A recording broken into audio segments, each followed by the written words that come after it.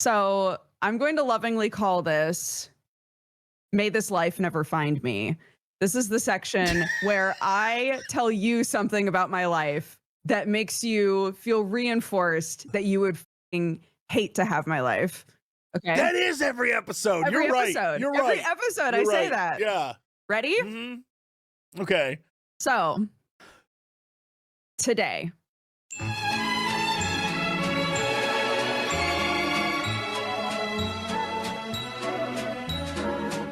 So as you know, we live out in the country. Sure. And we had a bug problem. Well, hold on. No, I'm gonna let you keep going, please. We had a bug problem in the house. We had specifically a very minor flea problem in the house. What do you mean? Well, I had to move the baby gate because the fleas. Because the fleas. Craziest thing I've ever heard. Dodger's Farm is a hellscape where animals fight for survival in some sort of gladiator-style combat. Everybody's sick. The reason I said everything's on fire is because everybody is horrifically sick with something called norovirus. It started leaking. The ceiling, for the first time since we moved here, started leaking in the house. And part of the chicken coop broke. And I was like, God, how much worse can it get? This is so frustrating.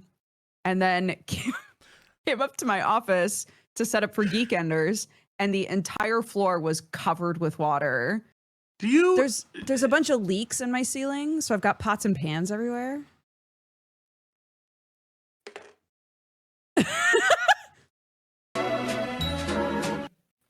I came in to the office just now and realized that my lights don't work. I can't have a day of peace. The rat situation on the farm has gotten so bad that they are living inside of the attics of every single building on the property. I just realized very quickly, I forgot to do my new segment, May This Life Never Find Me, in which I tell you the update on the rat situation is that apparently rats have been living directly under my office for months and months and months.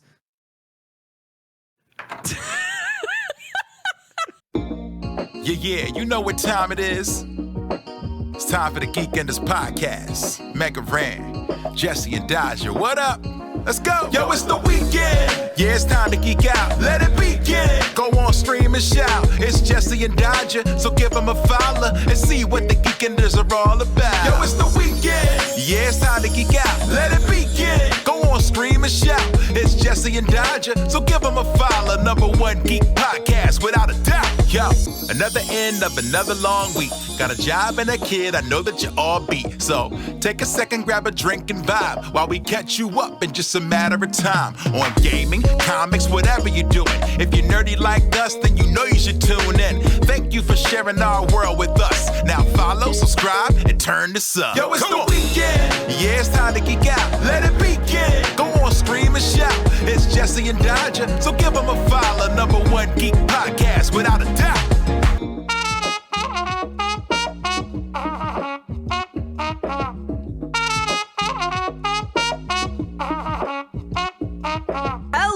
Everybody, and welcome to Geekenders. It's Friday the 13th, and we have not done this intro even once. This is the first time. All. Not a single issue has ever happened. On Friday the 13th. Certainly not on Friday the 13th. And we have our lovely guest, Amy the Amazonian. Thanks for coming back. It's haunted. We had to run the intro haunted, guys. because it's haunted. And if even a minor hiccup happens, I will run it again. So help me. Yeah, you're going to have to listen to it like 6 times before we're done. I happen to enjoy the intro. I like the intro too. I happen to think it's a very good intro. Oh, I'll make myself louder. Look at this. I can pump that gain. I love it. Blast some of your drums. Mwah. Mwah. I love blasting. I love like when you peek the microphone and blasting. doing nothing like out of the usual. It's like you can peek the microphone when you're screaming about things, or you can peek the microphone doing like ASMR, just whispering really loud. Yeah. It's so easy to peek a microphone. It's honestly frustrating. But yeah, thank you for having me on for the Friday the 13th / Valentine's Day episode. You're the first person we thought of. I said, who can we bring on that encompasses both the aspects of Valentine's Day, but also the horror of the unluckiest day of the month? Oh, well, if you want more unlucky days, though, just so you know, it's going to be Friday the 13th next month, too. And also in November. Is it really? Yes, because there's exactly 28 days in February. So unless it's a leap year, when you have a Friday the 13th in February, you get one in March. Wait, are you telling me that if, hold on, am I going to have to look at a calendar right now and realize that this is a perfect, it's a perfect month. It's a perfect month. It starts on the weeks. It's gorgeous to look at your calendar this week. What do you mean? Yeah, Sunday was the 1st, and then Saturday is the 28th. It's a perfect month. It's gorgeous. We need to get more on this 28-day thing.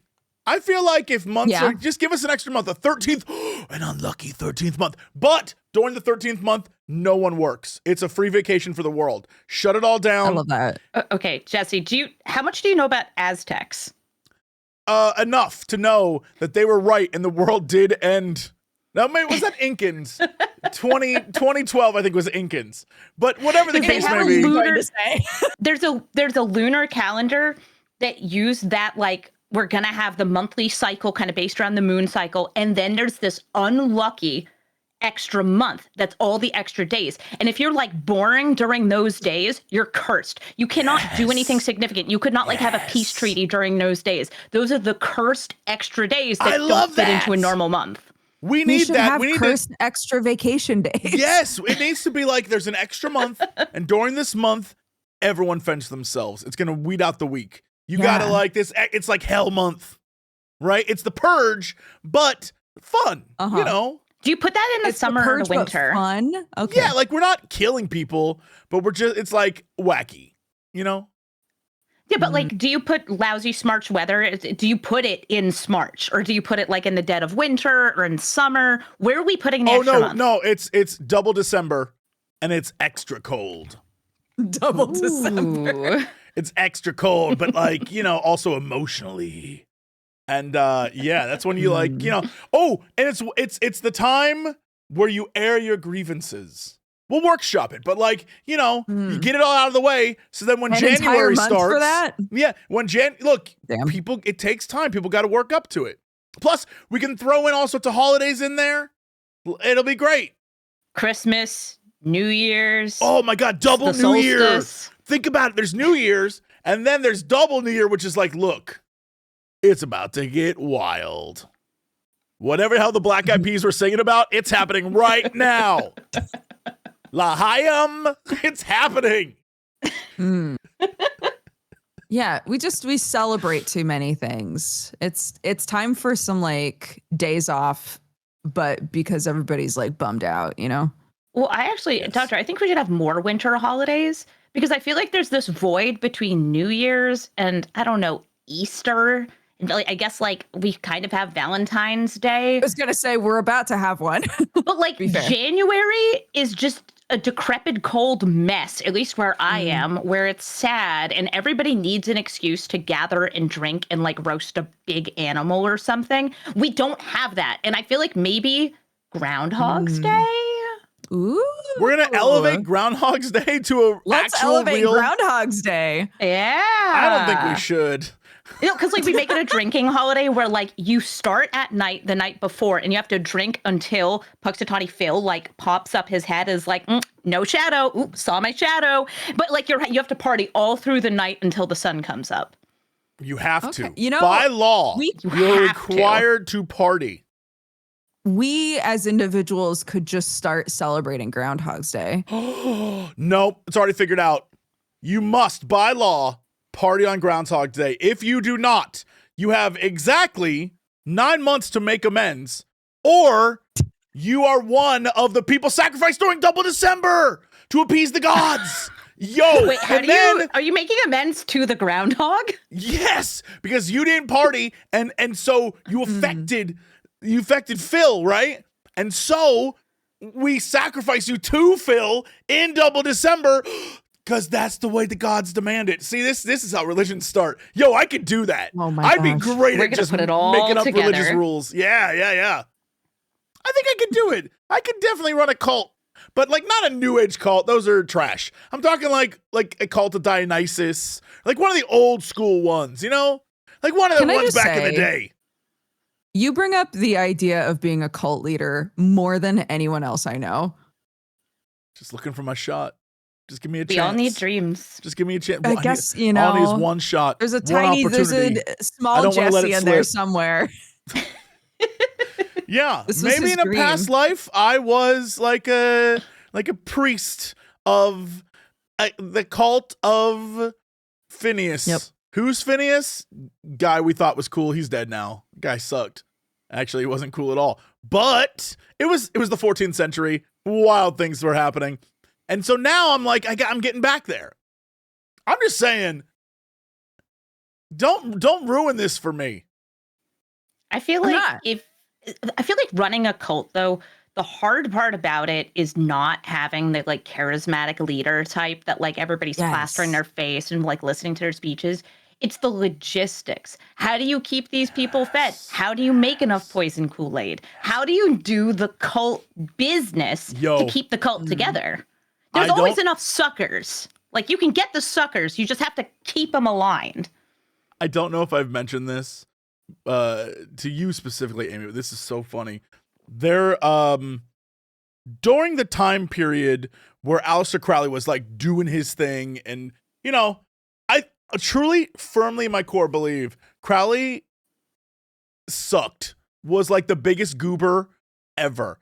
There's accounts of him having psychic fights with people, and it literally sounds like they were going, yo, yo, yo, yo, yo. It's crazy. Anyway, there's one moment where he owns a like a monastery somewhere, I think in Italy, and he invites all of his weird occult dudes to come hang out with him. And, you know, very culty. There's entire moments where he has like everyone there watch him and his girlfriend have sex and stuff, and he's like, it's part of our worship, and they're like, what?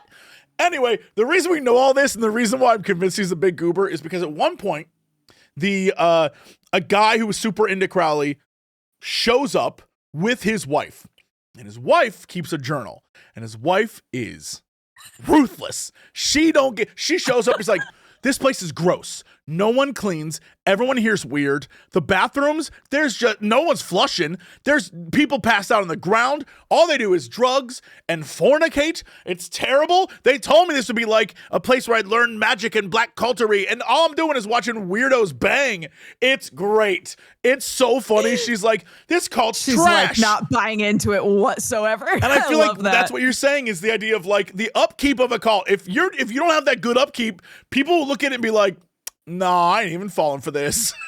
Jesse, time is a round circle because what I was thinking of was actually local to me, the Transcendentalist and Stony Brook Farm. So this is like old American history. Okay. Where Yeah. you had the wives doing all the work and all of the homesteading and the farm keeping and everything else while their husbands were writing poetry and like immersing in nature. And they're like, we're just going to let the farm burn down because we're the only ones doing work here. So anyway, you can visit the burnt down farm in That's Massachusetts. awesome. Yes. It really is like no one thinks about that. They always think like, well, I'm a cult leader. And I'll like, no, bro, you are a manager. You have to run a thing.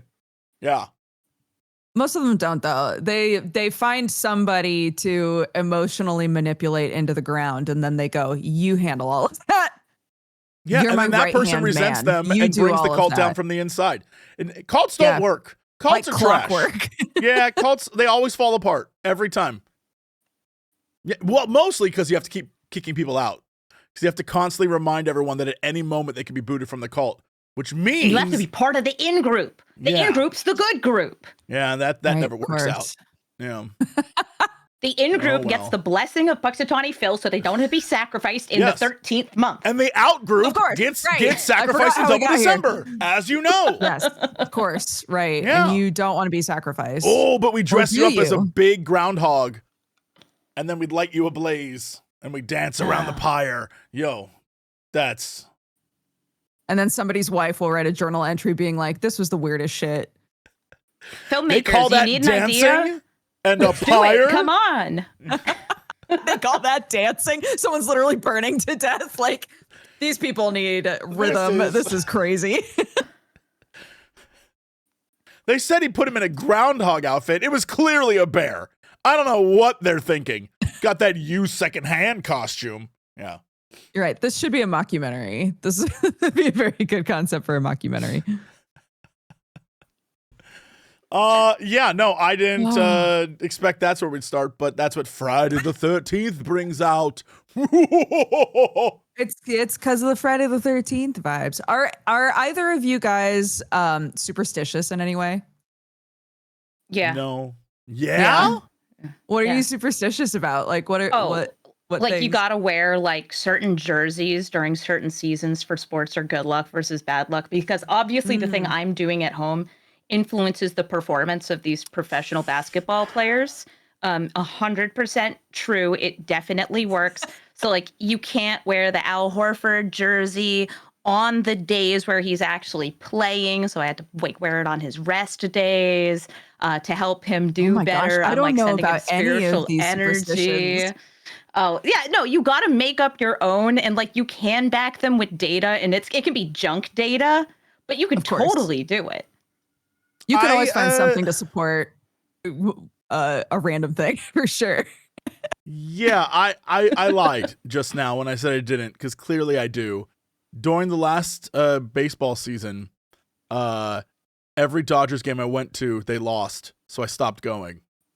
And did they start winning or no? I mean, they won the World Series, so yes. So there What I'm we saying go. is, at Data-driven superstition.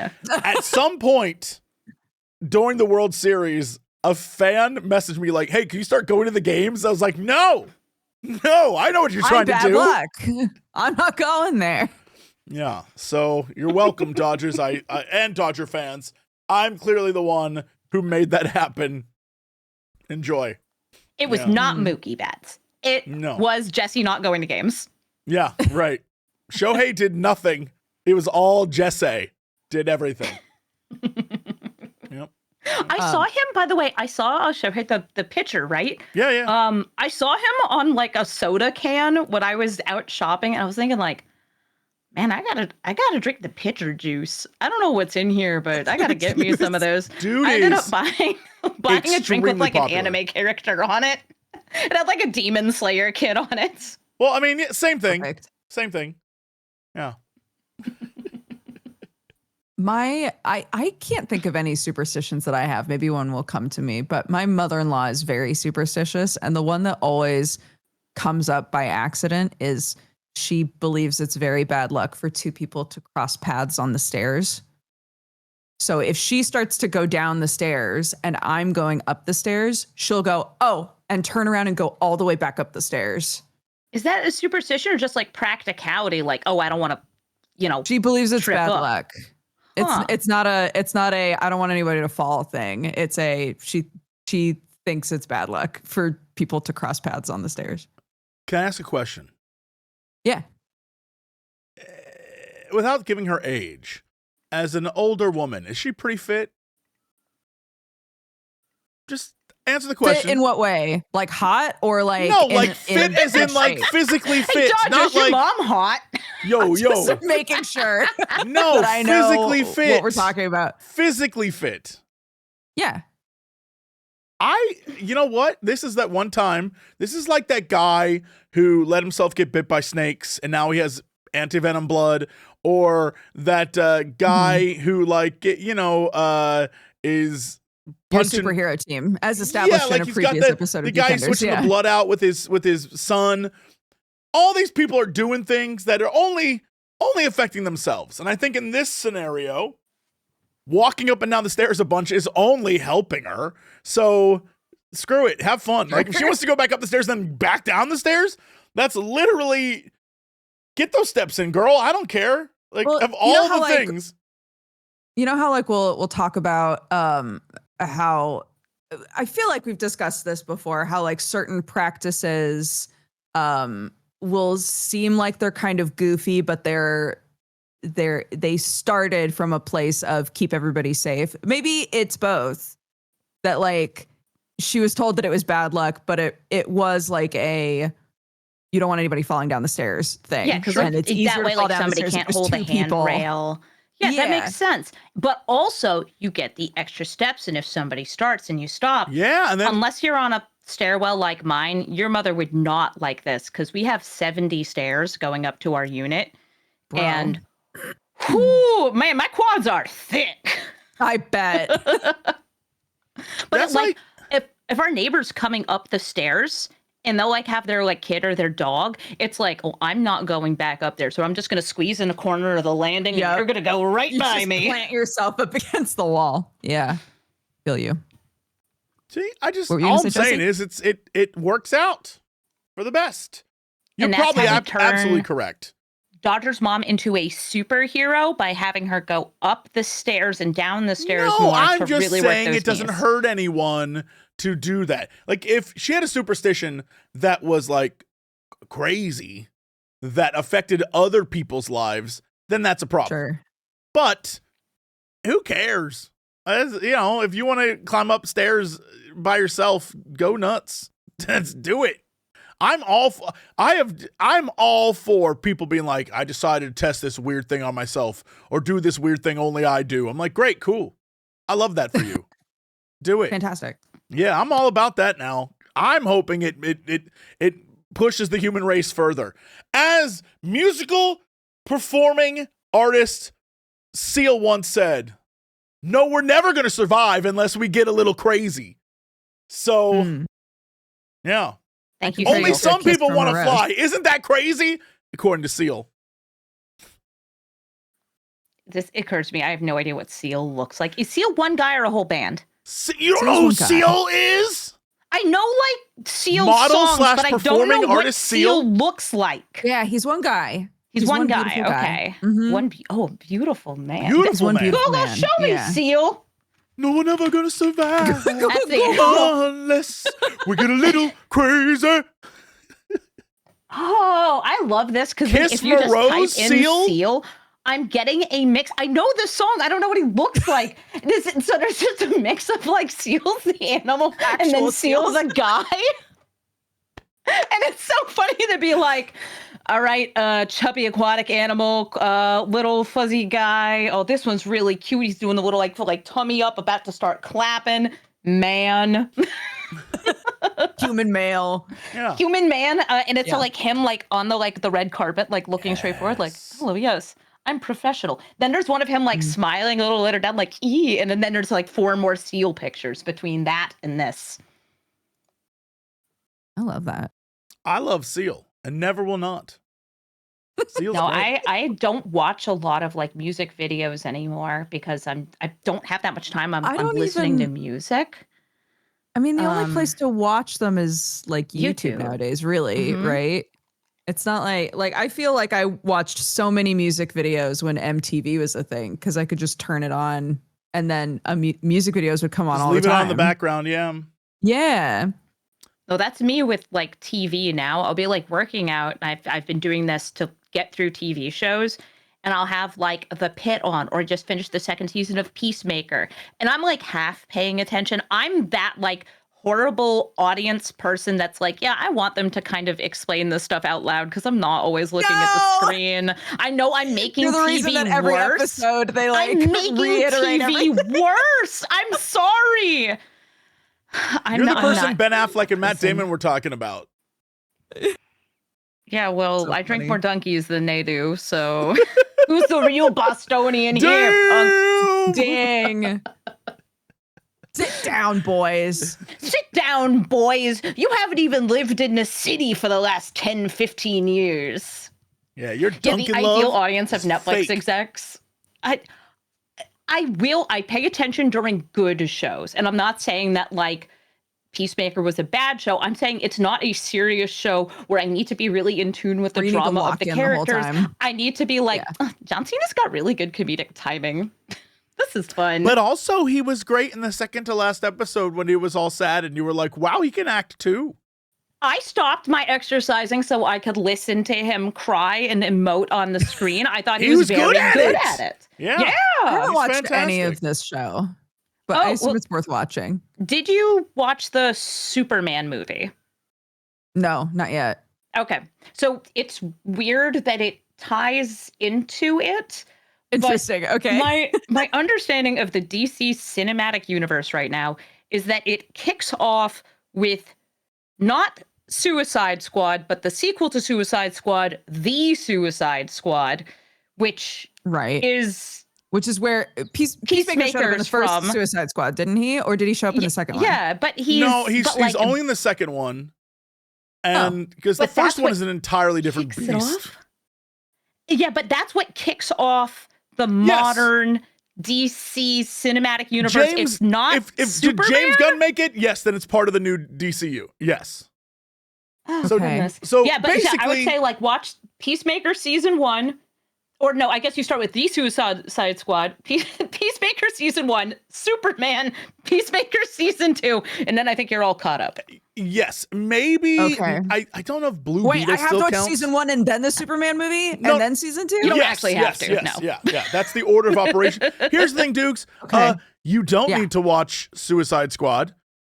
All you need to do. I already did that. So Well, okay, great. So here's the thing.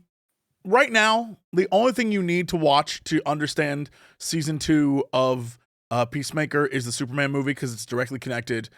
Other than that, they really spell out repeatedly what season 1 was about, and they have a little clip show at the beginning explaining. So like, you don't need to watch it. I like season 1 of Peacemaker a lot, but you don't need to watch it.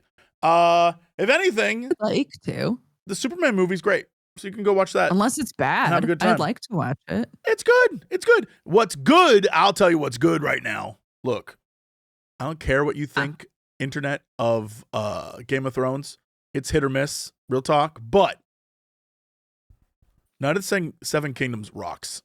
My it's boy so cute. Dunk and Egg rock. And I'm so happy it's good because I love those stories. They're little shorty boys.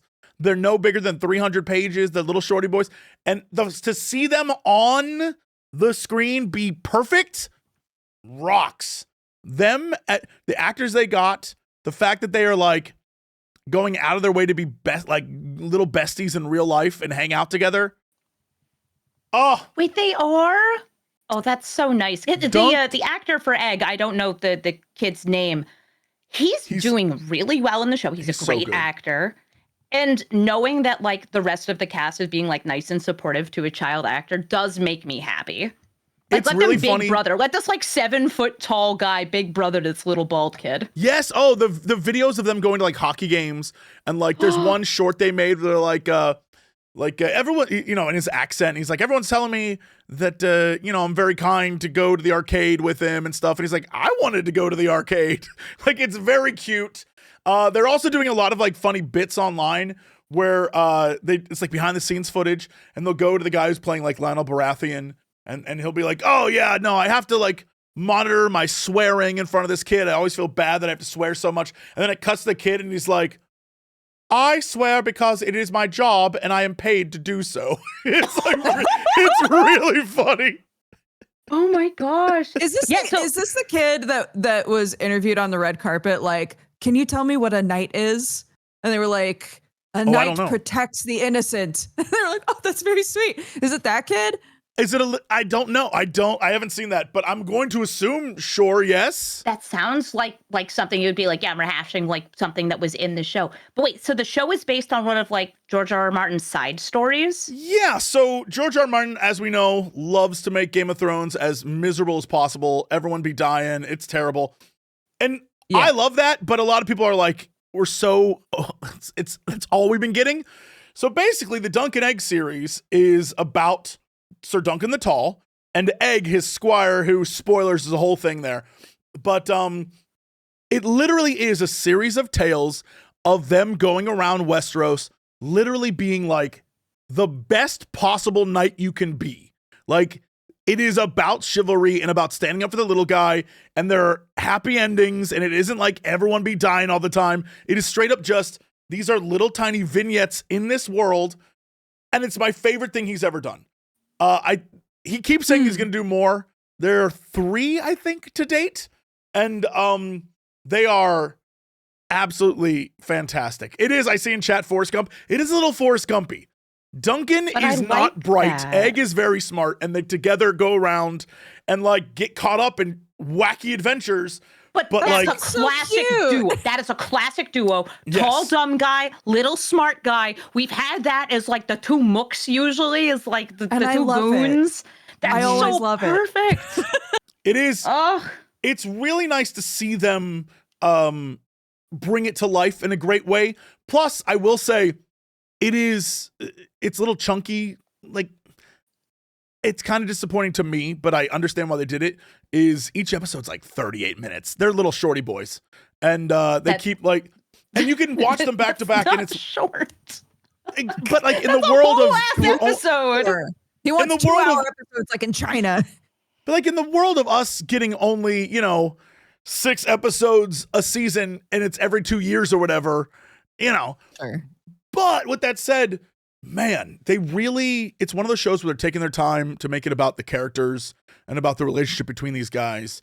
And seeing that like from the like ground level rather than like, I am the king. Da da da da da. It's all those people are around, but they're not the main focus. It's literally about these guys living their life. Plus, they really like, I will say, for those who have seen it, you know what I mean. They kind of shit on the seriousness of Game of Thrones, which is very fun. By focusing more on like the little guy, you're able to do that. Be like, your squabbles and stuff are dumb, and your things you do as a ruler are bad for me as a person living here.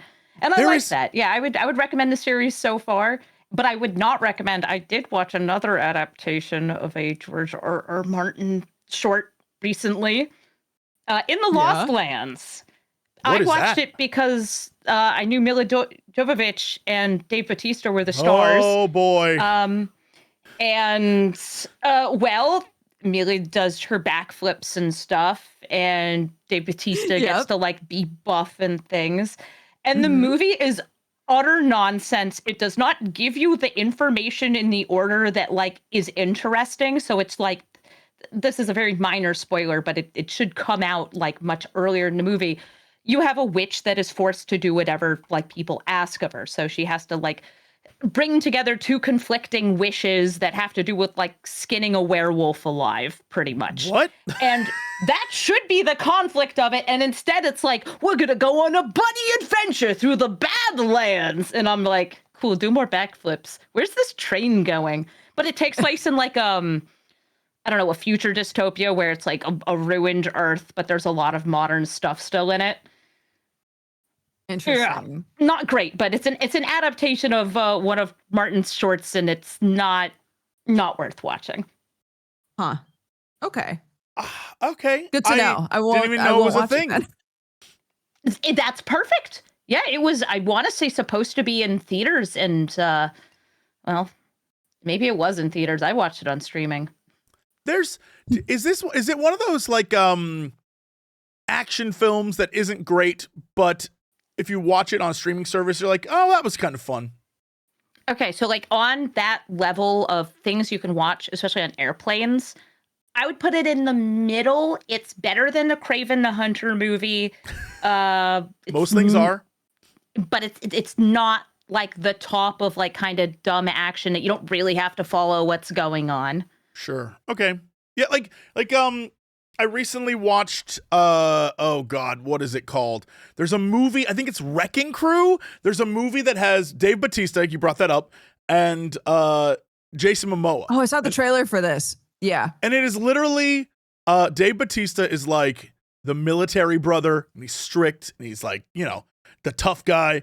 And Jason Momoa is like the cop, drunk, party animal brother, of course. And the two of them are on Hawaii trying to solve the murder of their dad.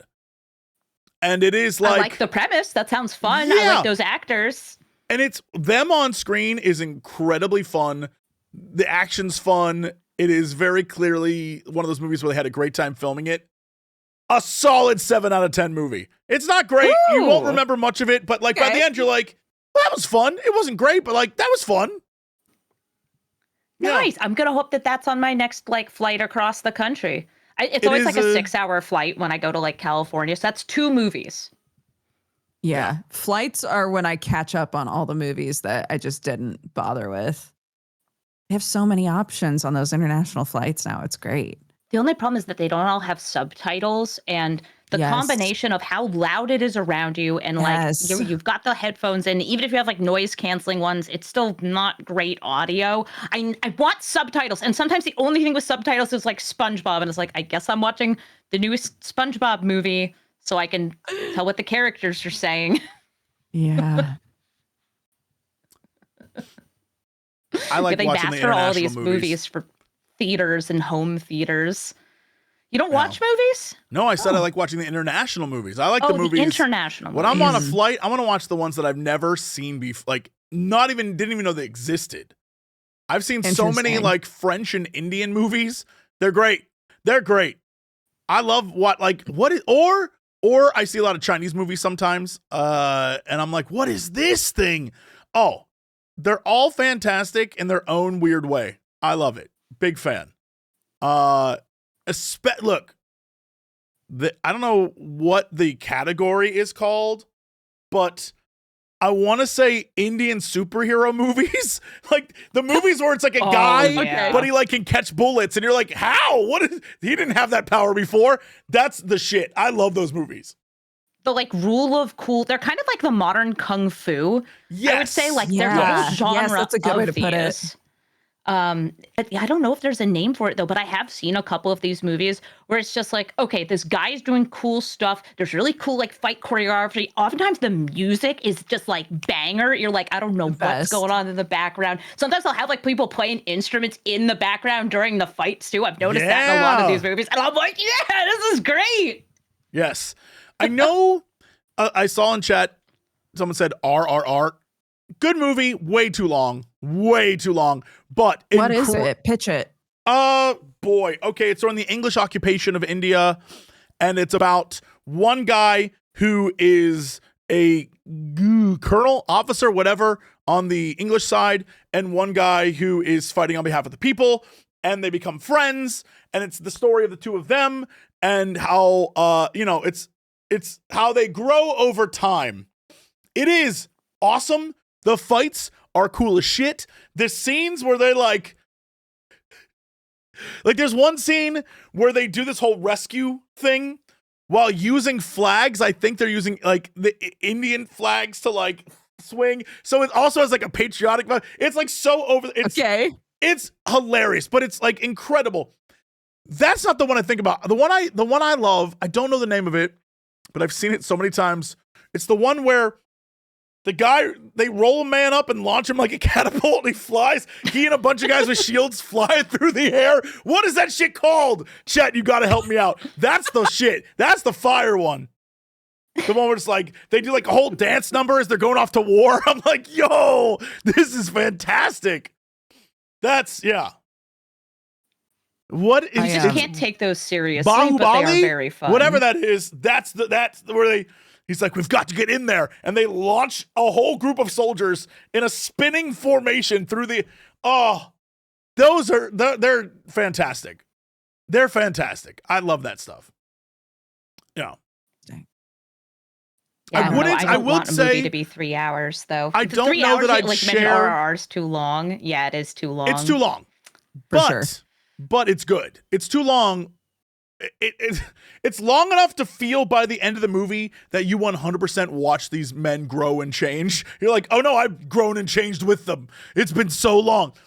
I've been here for 47 years. But with that said, it is a great movie. It's, if there's some parts you want to skip, honestly, Dodger, for you, I wouldn't watch it around my British in-laws.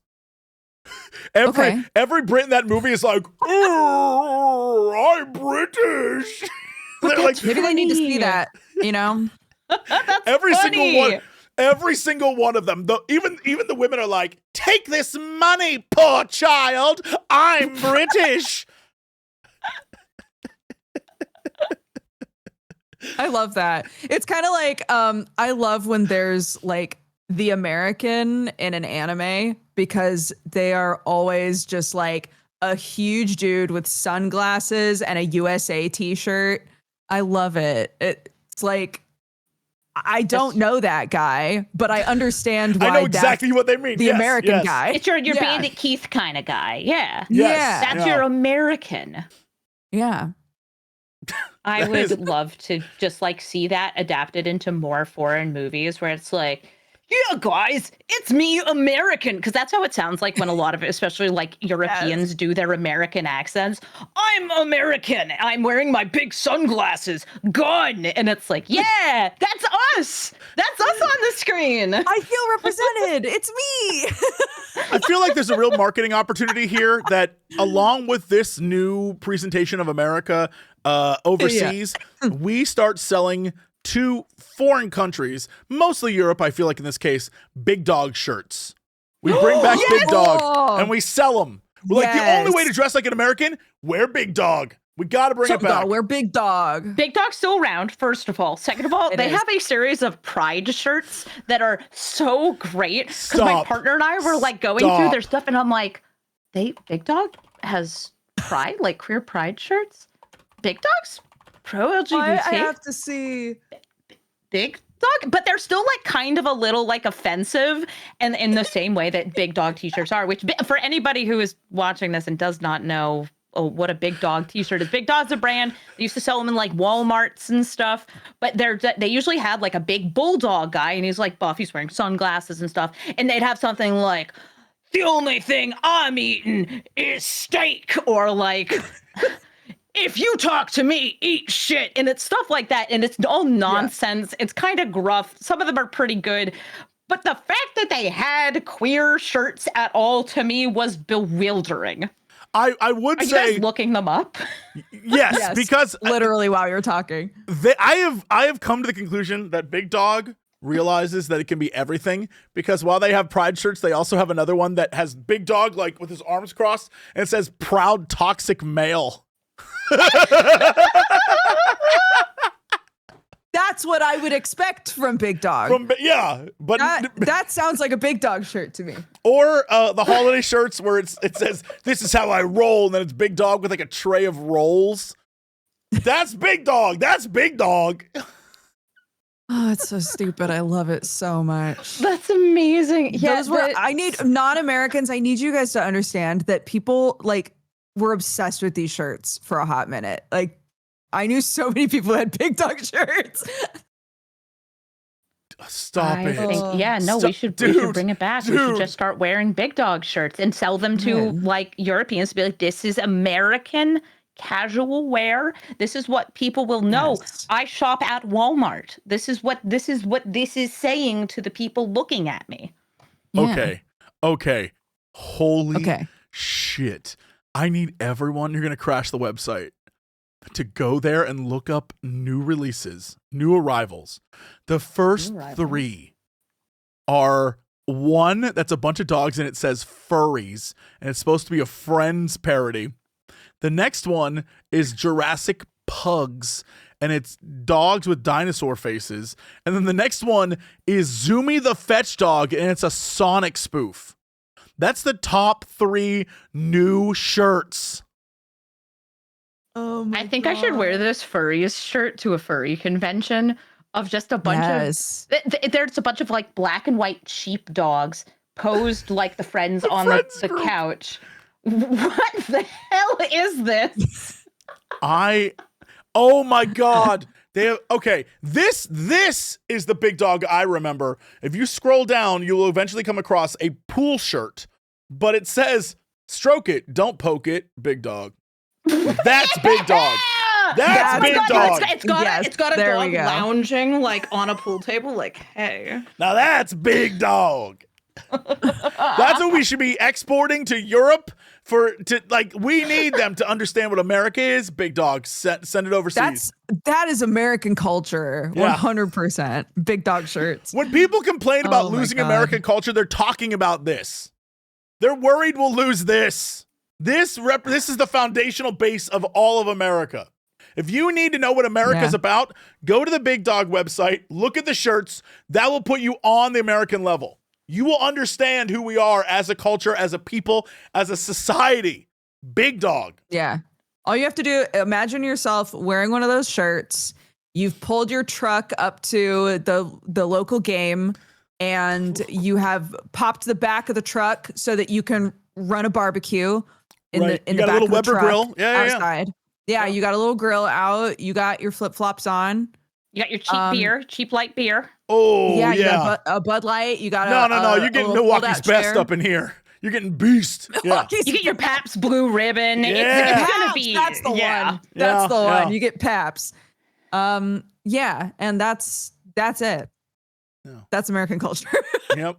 Wow. Yep. God bless America. God bless We should never forget our ancestors. They fought and died so we could wear Big Dog and grill out. By God. Grill out. Yeah, people, if you just like spend a little time looking at Big Dog t-shirts, look at like their best sellers, and you'll be like, yeah, wow, there's a lot of like overweight teenagers wearing these shirts just across the US, and that's what you should think of as our culture. And I'm so proud to say that as an American. I have very little to be proud of right now, but I can be proud of this. Some things are universal. All Americans are proud of Big Dog. None of us have a bad thing to say about Big Dog. You will not find that traitor amongst us. That Benedict Arnold. One of us. Yeah. Oh my goodness. When you're born, you get one Big Dog shirt given to you. It's true. Oh, I like this one. It says, "It's okay, I've had my shots," and has a bunch of empty shot glasses on it. Nice. That's there we go. That's classic Big Dog. Party boy. Yes. Oh, goodness. That's classic Big Dog. Yeah. There was a time where you could go to the mall and there'd be entire stores of Big Dog. Yeah. Whoa, we really? I never Yeah, had not that. anymore. Oh yeah, we had like brick and mortar Big Dog stores. And when they were really popular, anytime like if Big Dogs was still in its heyday, you would go into a brick and mortar Big Dog store and you would see like 5 different Stranger Things shirts with the Stranger Things kids, except they would be dogs. And somehow they would have figured out how to make Stranger Things dog goofs on these shirts. Like anything that was current pop culture, they made like 5 different Big Dog shirts about Okay, wait, I have a question for both of you. Yeah. Is Stranger Things a thing kids like? Kids. I'm asking specifically kids. And I'll say why. I would say What counts as a kid to you? I think like a young tween, like a teen, not over 18s. I don't think so. Okay. I think because unless they came to it late, but this series is 10 years old. So they would have been 3 when it started. So like I don't know that they have a investment in it. I was getting groceries this morning and I was buying cereal and they got Toucan Sam on the Fruit Loops dressed up like the Demogorgon from Stranger Things, and it's a Stranger Things edition Fruit Loops. And I don't understand who the marketing is for, because first of all, I think that like Stranger Things has already hit its heyday and fallen off very much so. I thought it was over like 4 years ago. I guess it's not. They made more of it. The kids are all adults now in the show. They got a cartoon and a whole other series There's a cartoon now, yeah. But Toucan Sam as a Demogorgon from not a D&D Demogorgon, but specifically the one from Stranger Things, and it's got Stranger Things branding on it. Who is this for? Look, I'm wrong. Everyone in chat was like, yeah, kids love it. So clearly I mistook all of that. My take, love it? I'm around a lot of kids of various ages, and teens, like tweens and teens, were watching it. We're watching these last couple of seasons for sure. But I will say, they're ew. I don't like it. Oh, I hate that. I don't know how to. That sucks. That's terrible. I took a picture. I thought it was that weird. I took a picture. But like my kid is 8, right? And we were walking around in the clothing area of some store, and they had Stranger Things t-shirts for like 6, 7, and 8-year-olds. And I was like, why? They shouldn't be watching that show. Why are we making that? I don't understand. I wonder if it falls into that category of show that is designed for like an 80s or 90s baby. But because it's that, and it's designed to like tap into that like nostalgia of youth, that it still hits youth demographics. You know what I mean? Like kids like it because parents like it. And it is like also scary, and like children, tweens love scary stories, right? That's why we had those damn scary story books. Yeah. Like So, like- Goosebumps Tell in and the that. dark. Yeah. Goosebumps. I saw probably. I was using adult brain. I was like, I don't know why a kid who was 3-year-olds when the show started would care. But also, I wasn't even born when Star Wars came out, and I loved the first 3 Star Wars movies to death. And I only watched them I on was gonna VHS. say, So I like, think especially this last season took forever to come out. Like the current teenagers had plenty of time to catch up yeah. before this last season. So yeah, I think, it's just like it's very much in the pop culture sphere.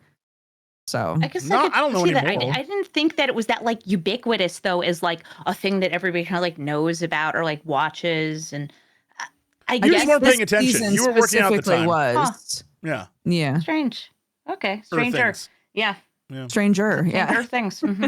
I don't know. I caught up on something. I finally saw the first Star Wars with a bunch of friends. Ooh, how did you feel Yes. about it? What do you mean It's when you say the first Star Wars? adorable. Episode 4, A New Great, Hope. great. but Okay, perfect. not Yeah, no, we're good. that It is adorable. version. Yes. It is so refreshingly earnest in how it takes itself seriously, because you don't get any of that. You have like the Marvel writing and everything now where everything is either too serious. You don't have kind of just light adventures without it being like, well, that happened. And it's like, oh, look, everybody Yeah. is in on this adventure. Yay. We had a whole movie night. We all ate lots of chips. We did this for Christmas. And Great. we managed to fun. get there's a remade version that's pieced together Of of the like original. found footage of the original cut. That's what we watched. So shout out to all the people who put that together. It's so we don't have to watch amazing. the CGI garbage. Yeah. Yeah, did you see the 4K cut? Is that what it was? We wouldn't know because the TV doesn't do 4K. Understood. But we There's, watched like- it on a screen. Yeah, these guys online basically recreated the first 3 movies. I think they're still kind of trying to work on Jedi, but like they have all of the original stuff. They're doing all the digitizing to make it look better for modern TVs. Heroes. Because I too don't give a damn about all the weird digital edits George Lucas needed to have in these movies. I'm like, why can't we watch the originals puppets. anymore? I love puppets so much. Oh yeah, they're great. Yo, when you finally watch Empire Strikes Back and you get to see Puppet Yoda in his prime, you'll be like, it's so good. Why did we ever think we needed to make like CG Yoda? Puppet Yoda rocks.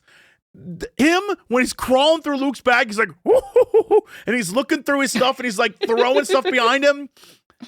It's incredible. I was like, this is artistry. Yeah, we don't look. Keep Yoda puppets. That's the rule. Give Star the Wars Jim needs more Henson puppets. Company your money. Yes. Yeah. Yes. 100%. Speaking of, oh my gosh, I'm so excited about the Muppet Show. Have you watched the first episode? I haven't watched the Sabrina Carpenter episode, but I asked my kid if she would watch it with me, and she was like, I guess. I was like, you don't understand. It's going to be so fun. You don't understand yet, but I need you to watch it with me. Has your kid seen like Muppet Treasure Island and Muppet Christmas Carol, the yeah. classics? We've watched Muppet Christmas Carol 2 Christmases in a row, but she has not seen Muppet Treasure Island, which is my favorite one. And I It's really so think good. we got to do that one. Does yeah. Clark like the Muppets? She enjoys Christmas Carol, but the Muppets don't really show up in anything right now. That's why when I was like, "Do you want to watch the Video Muppet Game Show?" She was Awards. like, "Sure." They are very heavily featured in the Video Game Awards for some reason. So yeah, True. and they steal the show. Trying to pander, I think, to the like 80s, 90s kids and also like their parents, because I would say that the parents also loved all the Muppet stuff that comes out. But It's working for me.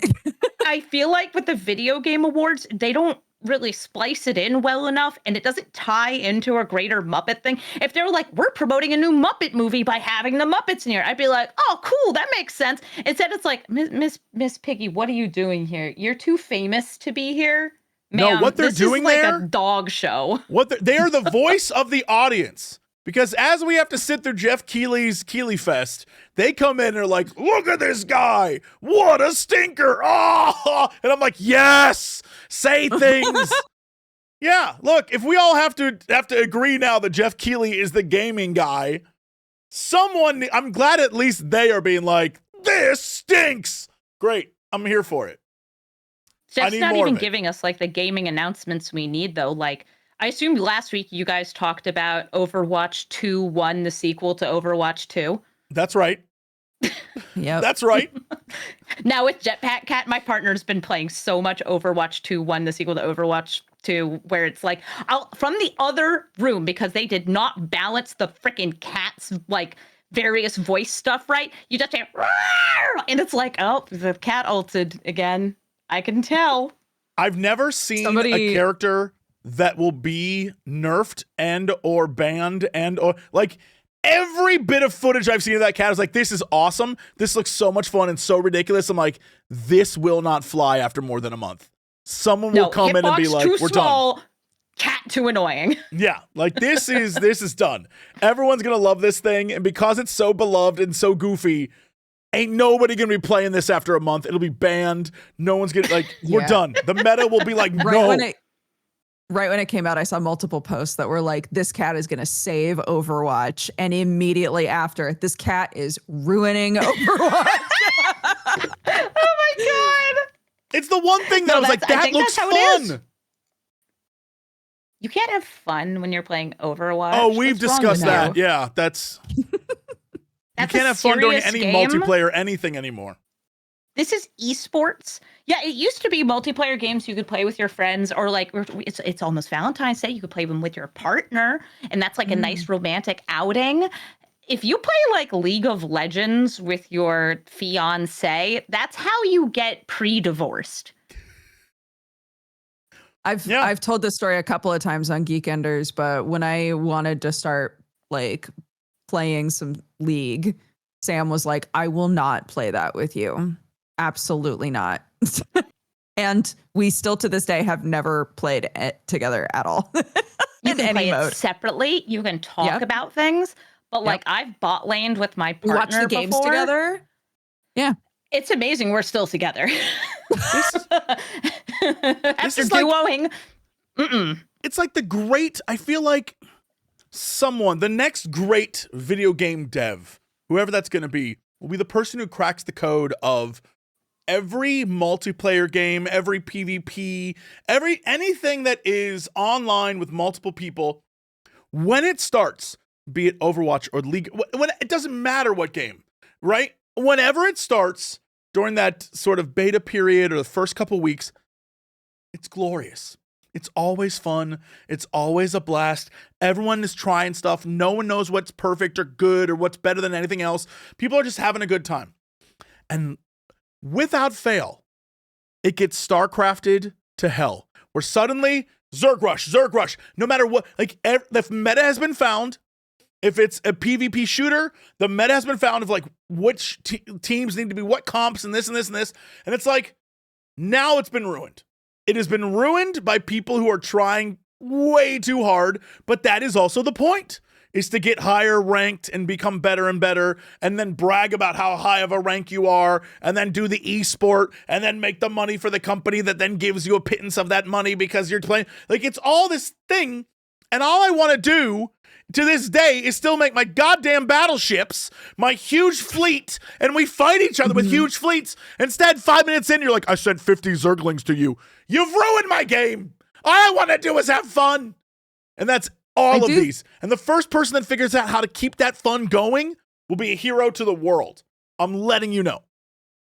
I do think that the online PvP games that have developed some sort of and there's also this game mode that's pretty chill, and you can just like play with whoever, and the games only last like 5 to 10 minutes.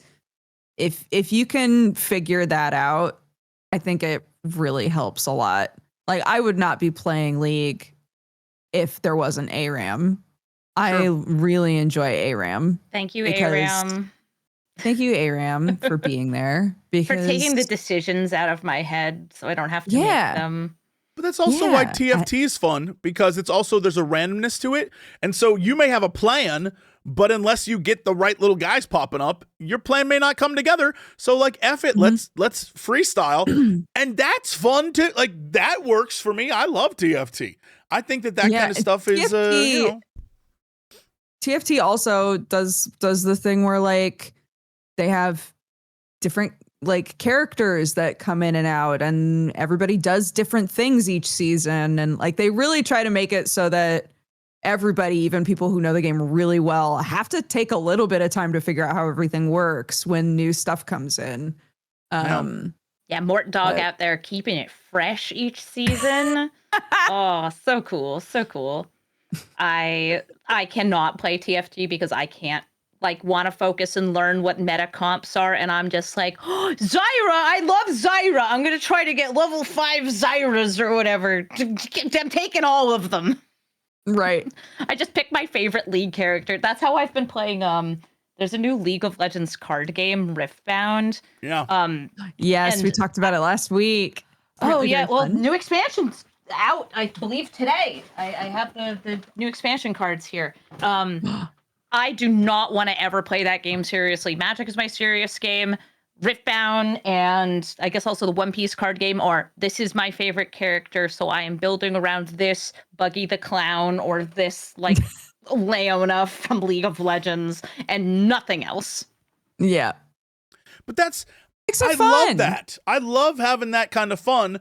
And it goes back to like, at some point, someone will come in, win $8 million in a like tournament because they had the perfect comp, and then everyone will copy that, and suddenly I never want to play you anymore. I'm done. Because then at that point on, it's over. I can't play at the big card store. No, I can't play either of these card games at the big local card store because that they are serious players who will buy the best cards and only play the best decks. And like, I don't mind losing. I'm the youngest sibling, so for me, like, I grew up losing every single game I played.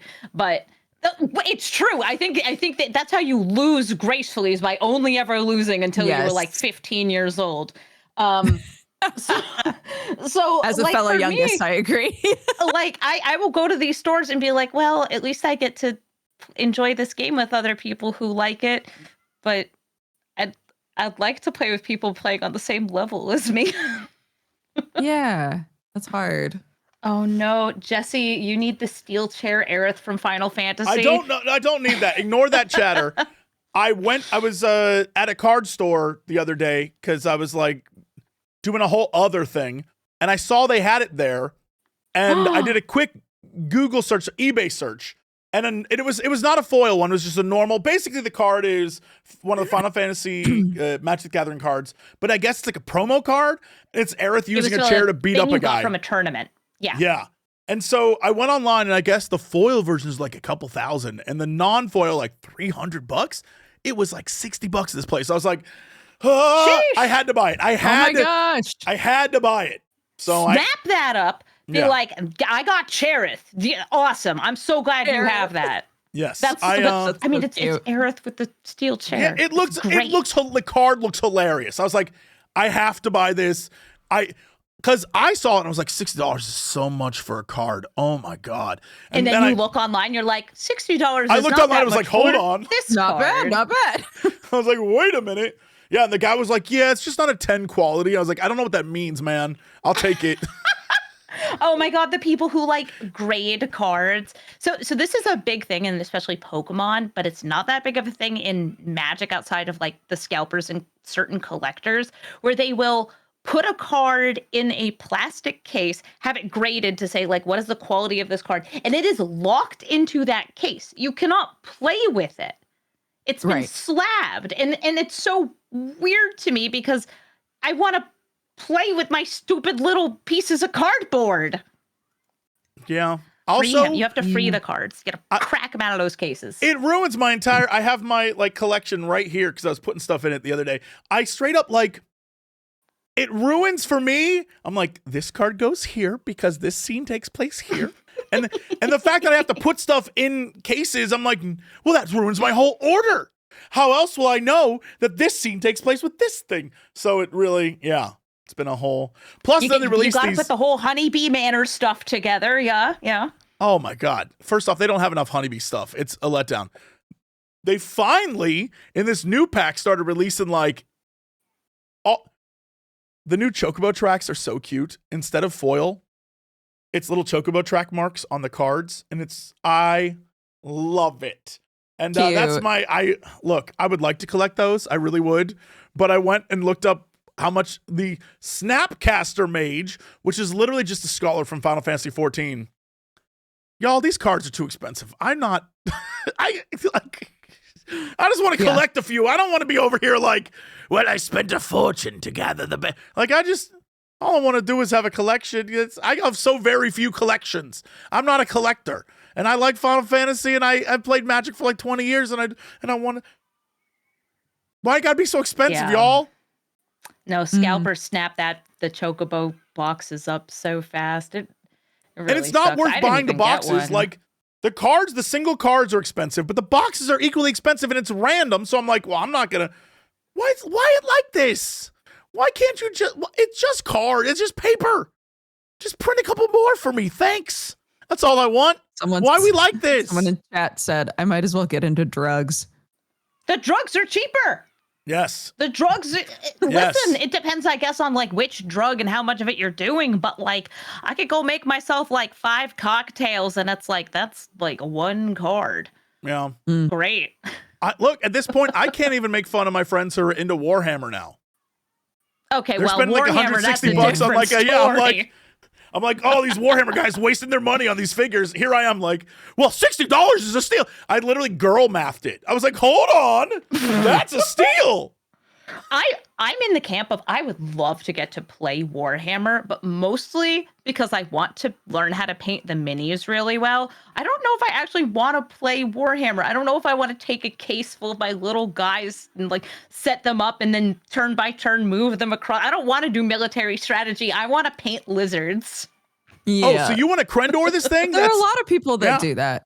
Yeah. But Crendor actually plays. But he started just painting. The reason why he plays now is because while he was collecting his stuff to paint, some guy at the store was like, hey, yo, dude, you want to come learn to play? And he was like, yeah, okay, I guess. And then he went and learned to play. And now, the thing is Crendor does it the same way that I think Amy would do it, in that he only picks factions that have a high random chance. So he'll pick things where on like a 5 or 6, they instantly kill a guy, but on a 1 or 3, they instantly die.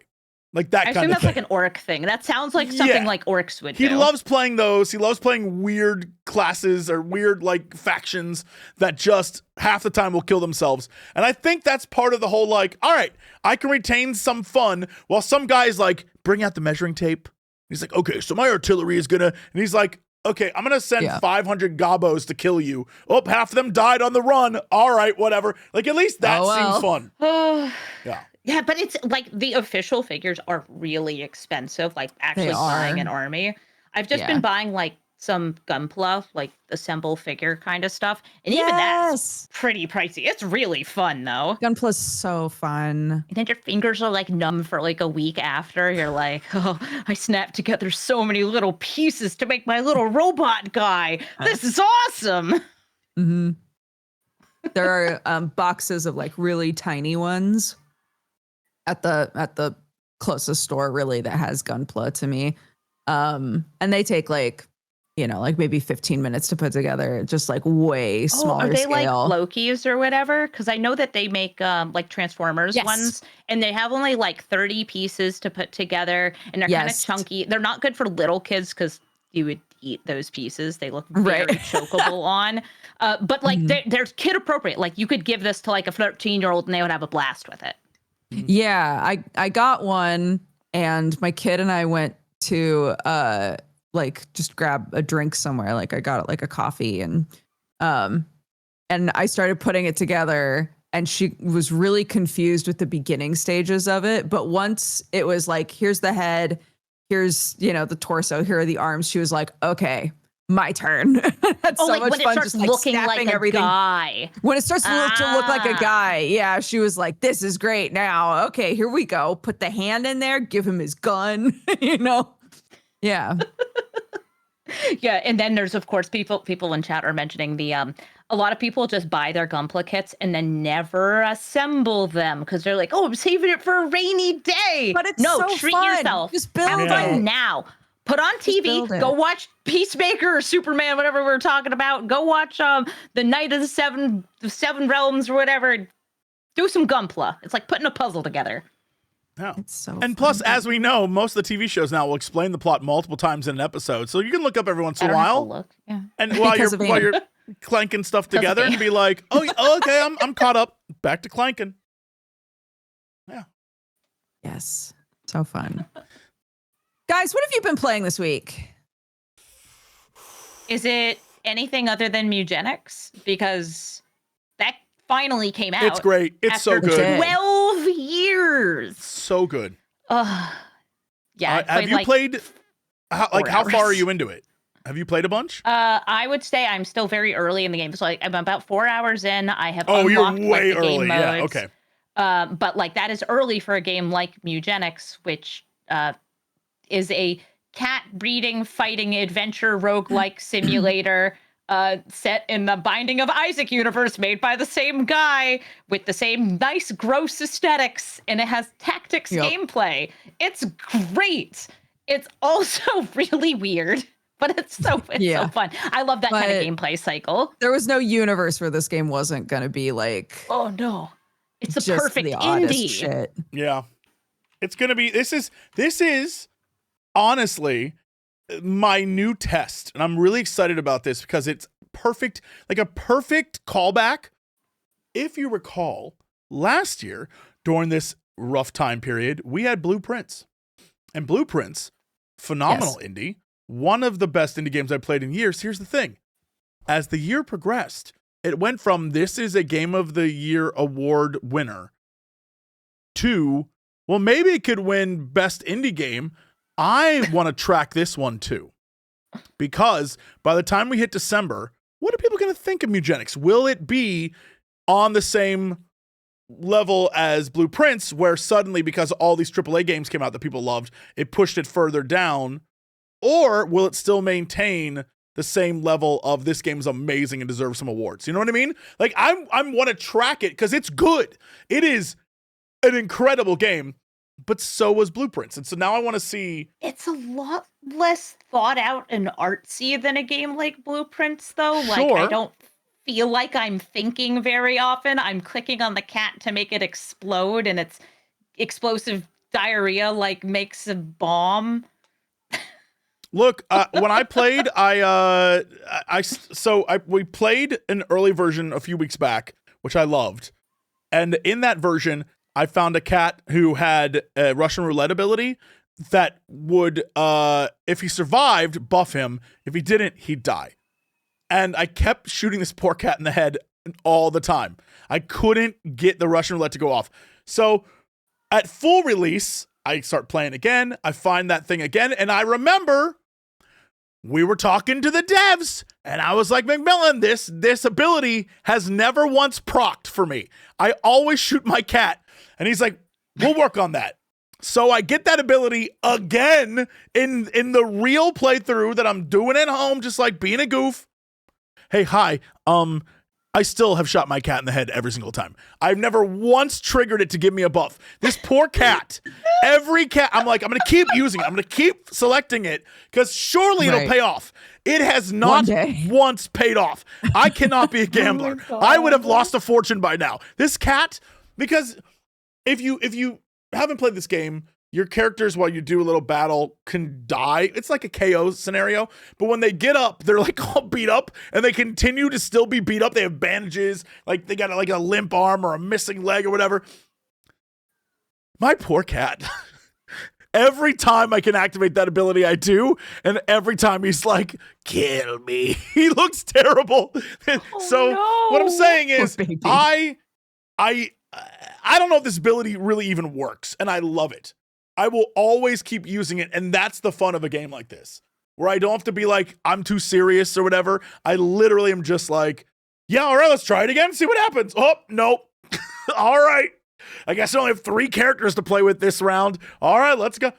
It's great. It is so very fun. The gameplay loop is super fun. Yeah. Really great kind of base management tactics game. Definitely scratches an itch. 100%. Yes.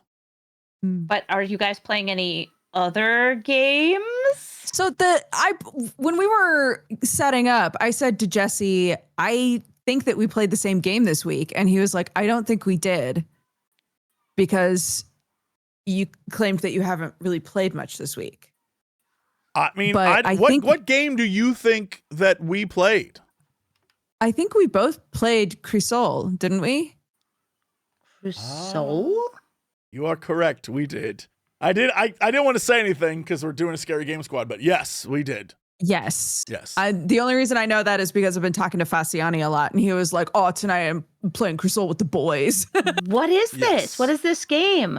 It is. So it was pitched to me as Blasphemous meets BioShock. That's really what it is. Yeah. Wait, but is it single player? Yes. It's single player, first person shooter. In the game, you are a representative of a sun god who sends you to this town, Tormentosa, which is the hub and, dare I say, the prison of the god of the sea. And this town, the seal that holds the god of the sea in place, is starting to crack, and a curse has gone over the entire town. And so you've been sent by the sun god to reseal the god of the sea. And gameplay wise, what that means is you have been granted the blood of the sun god. And so any weapon you pick up becomes like a weird blood infused weapon.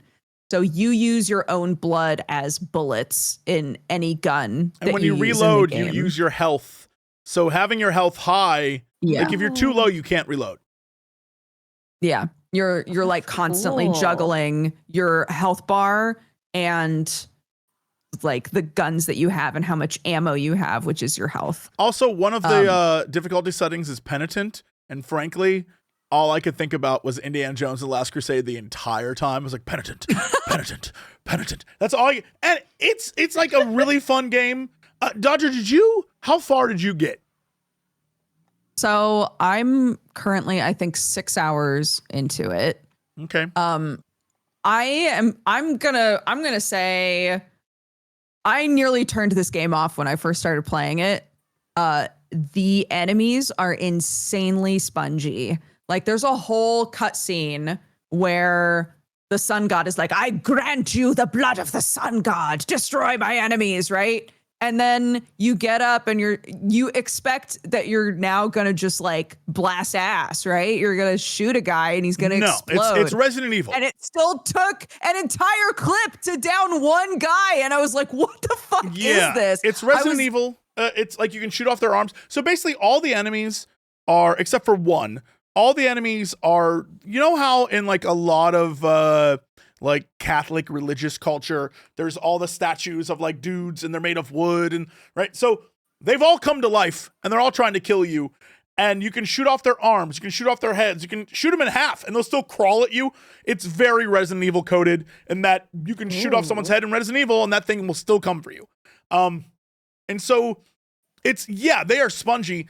I will say if you keep upgrading your weapons or get the shotgun, Yes, shotgun one-shots those upgrades guys. Make a huge difference. Yeah, but the shotgun only has 2 bullets. So you're just constantly. The one thing I think is funny is if you think about it, you keep like stabbing yourself in order to suck your blood out to fill these weapons, but doing it in the same place. I was like, after like the second time, that would be the most unbearable pain in the world. I'd be like, you know what? I don't love the god this much. I don't think. I like regularly give blood. Like you build up scarring really fast if you're taken from the same vein. Yes. So like this guy, he is constantly just stabbing himself to reload. With that said, and I love this game. It is very good. I will say, I feel like maybe we're not playing it in Spanish, but I feel like we should. Because some of the English voice acting, I'm like, wait a minute, what? What? Why is that the voice? Cockney ass man in this Spanish town? Yes. Yes. Oh, is it not like kind of mistranslating? It's just like weird choices for accents and yes, everything it's weird else? Accent choices. Yeah. Like there's one character that I'm like, what are you doing in this game, you anime ass character? What is this? I don't understand her. Like, she seems so out of place that in my mind I'm like, Mediodía? Is that who you're talking about? Yes, Is this I'm like like a this waifu character. bait? What now? Is this like waifu bait? Like this is who No, you're no, no. supposed to like Well, love? She's a cutie pie, admittedly. But it feels like she belongs in a different game. not only that, it feels like I am convinced, and we haven't beaten it yet. That might happen today. But I'm convinced that she's not real because at a certain point, the more you go through the story, the more I become convinced that, like, I don't even know what real is anymore. And I'm convinced she's not real because all indications are she is, but like, she seems so out of place in this world. Like, you'll be fighting this giant ass thing coming to get you, and she'll be like, hey, what's going on? I hope you're under attack right now. And you're like, girl, what?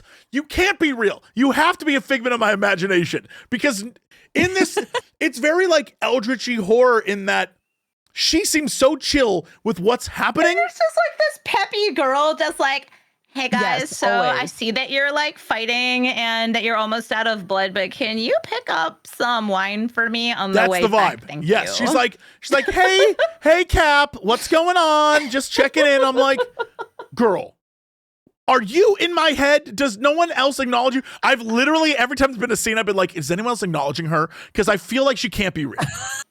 Like, is it? But I imagine if I listened to it in Spanish, everything would be, because there's also some character choices where someone will say something and it's very clearly just, it was translated.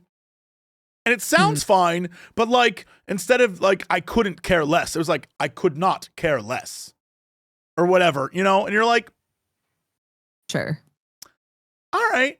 I almost wish we had done it in Spanish because I bet it's like, I'm really curious what the vibe is with, because it's a Spanish, like the Spanish vibe voice is actors, Spanish. You know what I mean? And it feels like it should be done and appreciated in that way. But, you know, for the sake of the internet, we're like, yeah, all right, we'll English it. And some of the English VO, I'm like, what was the choice made here? Why did we do this? Yeah. But with that said, ignoring the VO entirely, the game's fun. Like, it's fun. Yeah. I finally reached the point, I think like, I want to say halfway through chapter 1 where I went, okay, I'm in a good groove now. I've upgraded some stuff. I have a second weapon. You know, I know how to take down most of the consistent enemies. So it feels less like I'm just going to die immediately, because the beginning of the game really was frustrating, unfortunately. Sure. I mean, like, it's you know, you have to, even Davis is the one playing for us, and he had to find his groove too. And now he is like walking in rooms, 5 enemies will show up and he'll be like, brah, brah, brah, brah, and they'll just be dead, and he'll be like, moving on. And we're like, damn, okay. We just did something recently where we recorded some stuff, and even I was like impressed at his level of game. I was like, damn, okay. Like, he went in to start blasting dudes, and I was like, all right, you're pretty It good sounds at like games. a game where you feel cool playing it. You're like, I have these blood weapons with the sun god, and I've taken down monsters. The thing is that you'll find a gun, like a normal shotgun or whatever, and then through the power of your blood, you'll turn it into like the coolest looking relic thing you've ever seen. It's got like the sun god's face on it looks like you just created a bunch of weapons from Destiny. Like, you take a normal shotgun, they're like bloop, bloop, bloop, bloop, bloop, and it turns this like cool ass looking, I don't know, Galahorn thing, and you're like, yeah, let's go. Yeah, it's visually, that game is beautiful. It's gorgeous. Like, there's so many weird, cool things to look at. Plus, because it's this weird sea thing, when you go around, you know, as the sun god's champion, you can like suck up blood from things and refill your stuff. Here's the thing. Most of the stuff you're sucking, it's a weird phrase, but most of the stuff you're sucking is like, oh, hey, it's a horse, but also a seahorse, or that's a pig, but also an axolotl, Or that's a chicken, but it They also has leaned gills? in really hard. Yeah, it's super cool. Everything is like kind of mermaidy, kind of oceany, sea monstery. It's so Yeah. cool. But also, there's a thing in there that is like, is this the way it always was? Or did this just happen? Like, you don't know what the state of the world is, because at some point it was like a sun god, cool kid place, and now it's a like sea god, messed up place. And there's barely anyone around, and the only things walking the streets are like things trying to kill you, and then everything else that's dead might have been a normal horse, but now looks like it's from the ocean, or maybe they always look like that. Like, I don't know. It's fascinating. I love that kind of stuff. Yeah, very fun. More indie games to try out. Yeah, another game that I played was recommended to me by Jesse, and it came out called TR49. Yo, you messaged me about this. Did you enjoy? I did. I liked it a lot. I played the whole thing. I didn't get everything. I didn't 100% the game, but I got like the ending and ending. The game itself is you are playing this girl named Abby, and you wake up in the basement of a church, and you don't remember why you're there. Really, you like your memories are kind of hazy, but a guy named Liam contacts you. It's unclear if it's like over a walkie-talkie or what. You're in first person, and he kind of like hurries you to log into this system that's in front of you. You're like, I don't know what this is. I don't know where I am. And he's like, but we have work that needs to happen. It's like life or death is the implication, right? So he's like, I need you to log in. I need you to figure out how to log in and start repairing the archive. So you figure out how to get this weird machine to turn on. And it really is a game about just following breadcrumbs. If you liked games like Root Tree or Obra Dinn or any of these games where it's like, here's your starting point, use what you have in this starting point to try and find more and more and more. Is this That's like a what the point game and click is. puzzle game? Kind of. It's like, it's all text. So Okay. Ooh, You're like Yeah. using a machine to kind of go through it all. If that makes any Yeah. sense. I don't know how to best to describe that machine, but like microfiche, but not. This sounds like a game that's probably really cool to explore, but would not make a good streaming game, which is too bad for me. I'd be like, who wants to read? I think if it was longer than it was, I would have agreed with you. Like Or is it only like hesitate- 5-ish hours? Or It was pretty short. It took me maybe 3 or 4 hours to play through the whole thing. Ooh, I like that. And yeah, it's a lot of reading, but it's like interesting because you're trying to figure out like, okay, so who wrote this thing? What was this thing called? Was this a book? Was this what was this? And you're trying to piece together information to figure out what everything on the computer is, because it's all like garbled, basically. It's very like narratively driven. That's cool. Yeah, That's the it's opposite cool. of the game I've been looking at playing, which is YAPYAP. My friend Foxy Oh would my like to gosh! put together a YAPYAP group, which is a. Can I play YAPYAP with you? Absolutely, I will happily bring you into that DM. It's a game that, this is my understanding, you are wizards, you are fighting monsters and solving puzzles together. It's a co-op game, and you have to use your voice to cast spells and activate things. So it's a bunch of people screaming into their microphones dumb things. Yeah. Also, I think you're like little goblin guys, which I love being a little goblin guy. I haven't played it, but Sam has. And I thought from the promo pictures that everyone was a cat. So he was like, yeah, we're playing YAPYAP. And I was like, oh, the cat wizard game? And he was like, no. We're not cats. You are a wizard, though. But it turned out we were talking about the same game. I just, for some reason, decided that the little guy on the promo picture was a cat for no reason at all. It's got big old eyes. That's why I thought it was a goblin. He's got big old eyeballs. Yeah, I'll let you know when we get our group together, because right now I've also been playing Palworld. Really? How's Palworld going? Well, I haven't played any of the recent Pokemon games because Palworld's still more polished. So hey, Pokemon, make your Legends games shiny, and I'll play those. What's crazy and until about you that? do, I'm playing Palworld. Everyone, that same vibe of like, what is going on with the most recent Pokemon games? It's so funny that Game Freak's newest game, which is like a Nier-esque fantasy adventure game set in the year 4000 that looks like it's kind of Soulsy, but also an RPG. That thing looks incredible. And everyone's, oh, that must be where all the time and energy went because it didn't go to Pokemon. Like, it's so funny that's the number one takeaway, that Beast of Reincarnation is clearly what they've been working on. It looks great. That game looks so much fun, and I'm shocked it's by the Pokemon people. Wait, it's by Game Freak? Yeah, like, I'd heard it's of a this Game game, Freak but game. I didn't realize it was a Game Freak title. Yes. Oh, And wow. and everyone's like, there's no way, like, it explains so much. I don't know if that's true, but it's funny that that's the takeaway of, like, they spent all their time and energy on this other thing, and that's why Pokemon's been, like, the same game for the last 10 years. Because they've That's been so making weird. a Souls-like. Okay, Yeah. Sweet. Huh. I don't know. Well, Game Freak, I hope you make better games so I can trust you to make games again. Or I hope Nintendo gives you the time budget you need to make Pokemon games at the quality level That's that all I I want want. them to be at. That's all I, like. That's all I want. Okay. So I haven't played Z to A. It's not a thing. Like, I'm not Me gonna like. I literally haven't played a Pokemon game since Silver Gold. Like, it's just. But I do keep up. I do follow. I love that stuff. I have friends who play Pokemon games.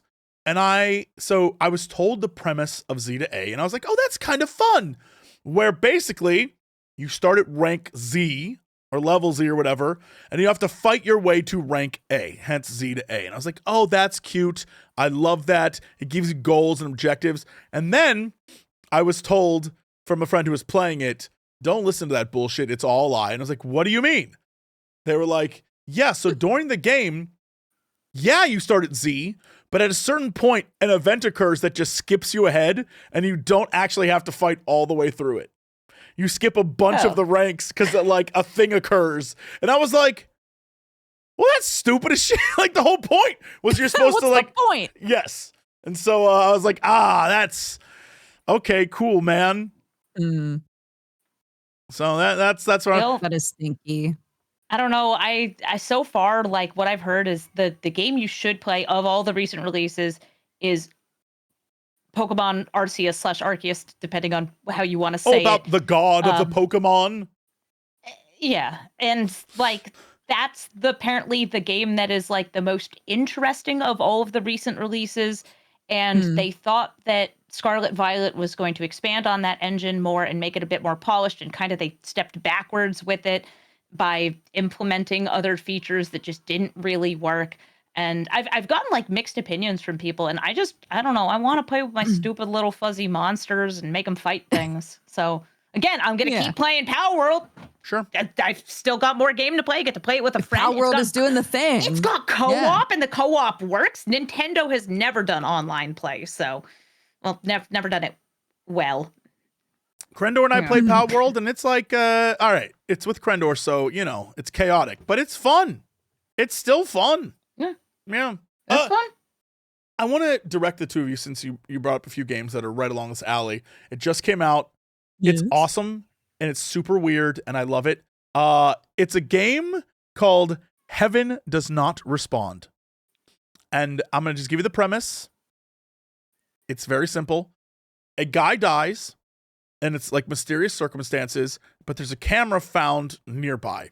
And when that camera is connected to the computer crashes, becomes unreadable. You are a like intelligence agent who's been brought on to recover the files and hack the computer. It's a horror game, but like analog, but also mysterious. Like literally the game starts you on the desktop of the computer, and your job is to crack into this camera and get the video footage. And when you do, what's great about it is you straight up like, you control the camera when you're in there, so you're doing the footage. But the brilliance is if you rewind time, the camera goes back and then you can restart the footage again. It's awesome. It's really cool.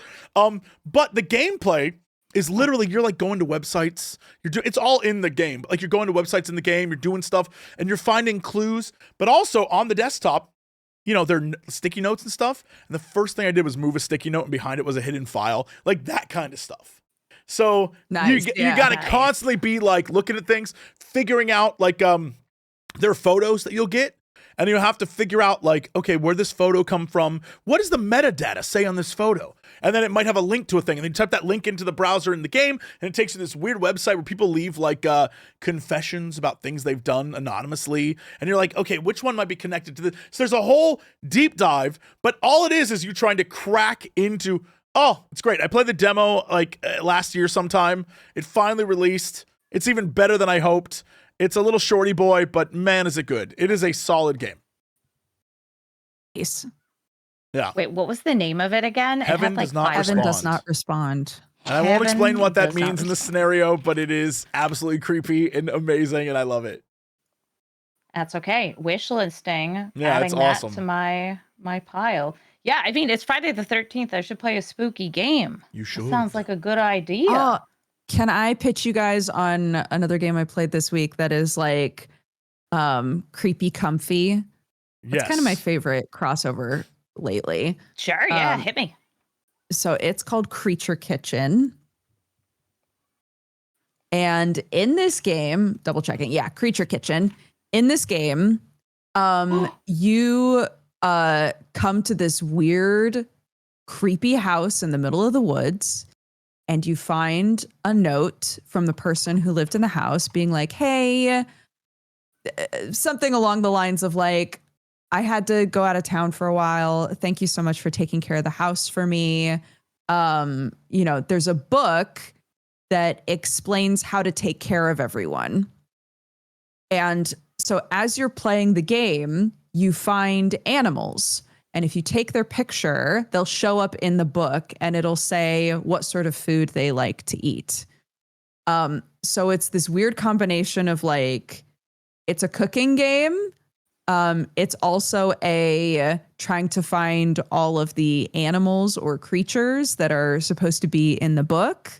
But as you go on, the creatures are more and more weird or sometimes harder and harder to find. It's so cute, but like weird. The trailer is if you played amazing. Karimara, it's the same kind of vibe where you're like, I'm waiting for something to be horrific here, but it's really just like a creepy, cozy game. It's like a little unsettling, but the unsettlingness hasn't actually come forward. Huh. Yes. Okay. Yeah.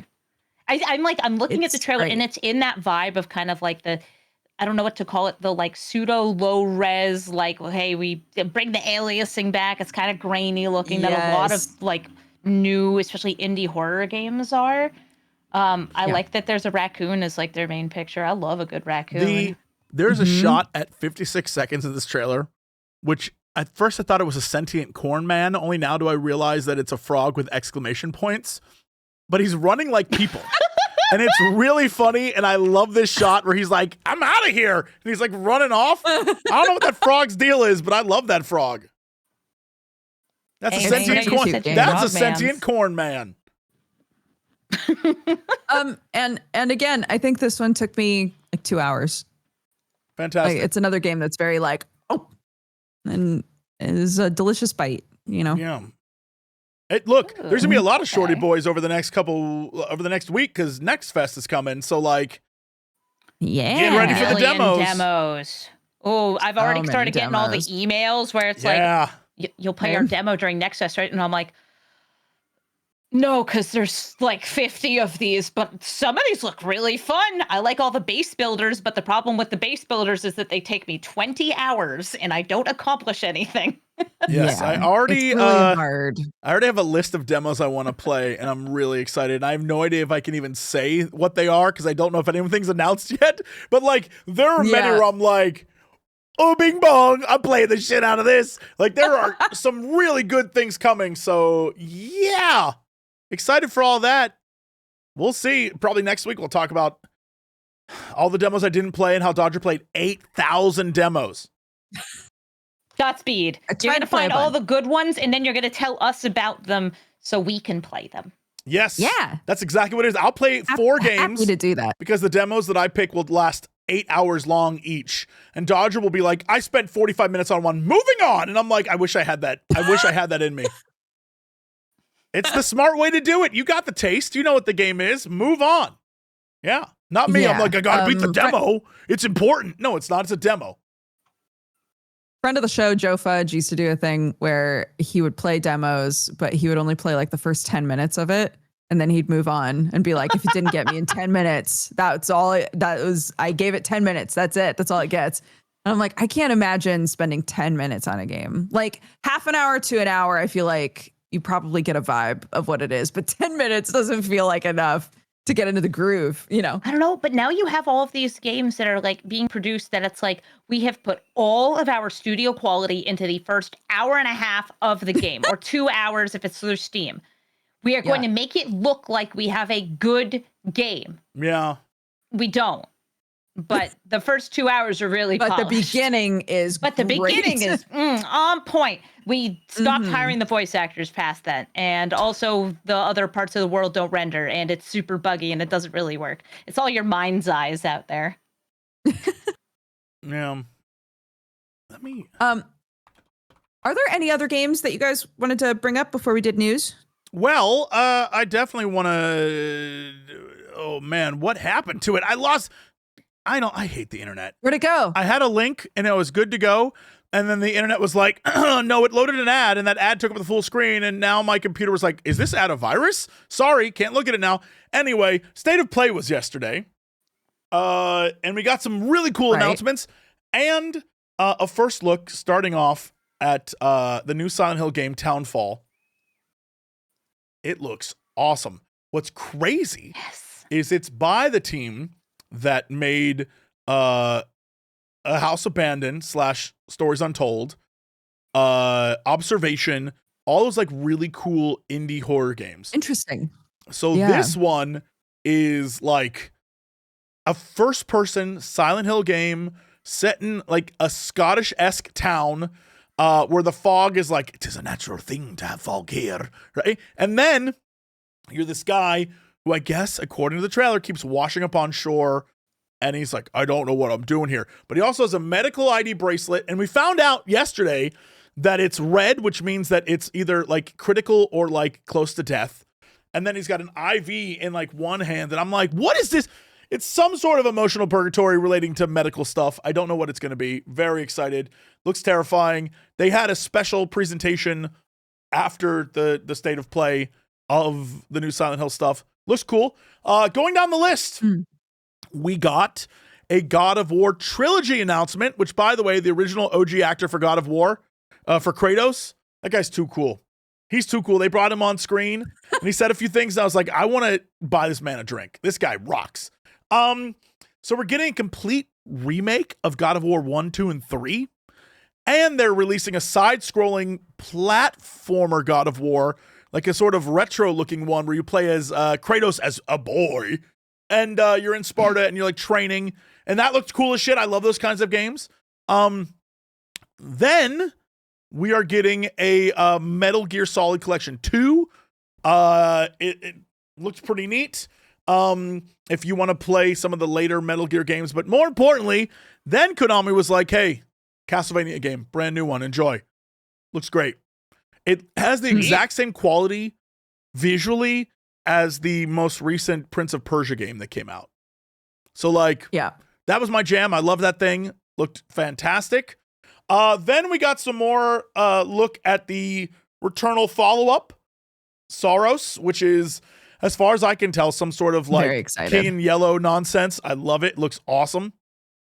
Then we have Rayman. The 30th anniversary edition of Rayman is coming. I guess that's a thing that's going to happen. A John Wick game starring Keanu Reeves is coming. And I am hype. Finally. I just want to be Keanu Reeves and that murder. hasn't been done yet. Yes.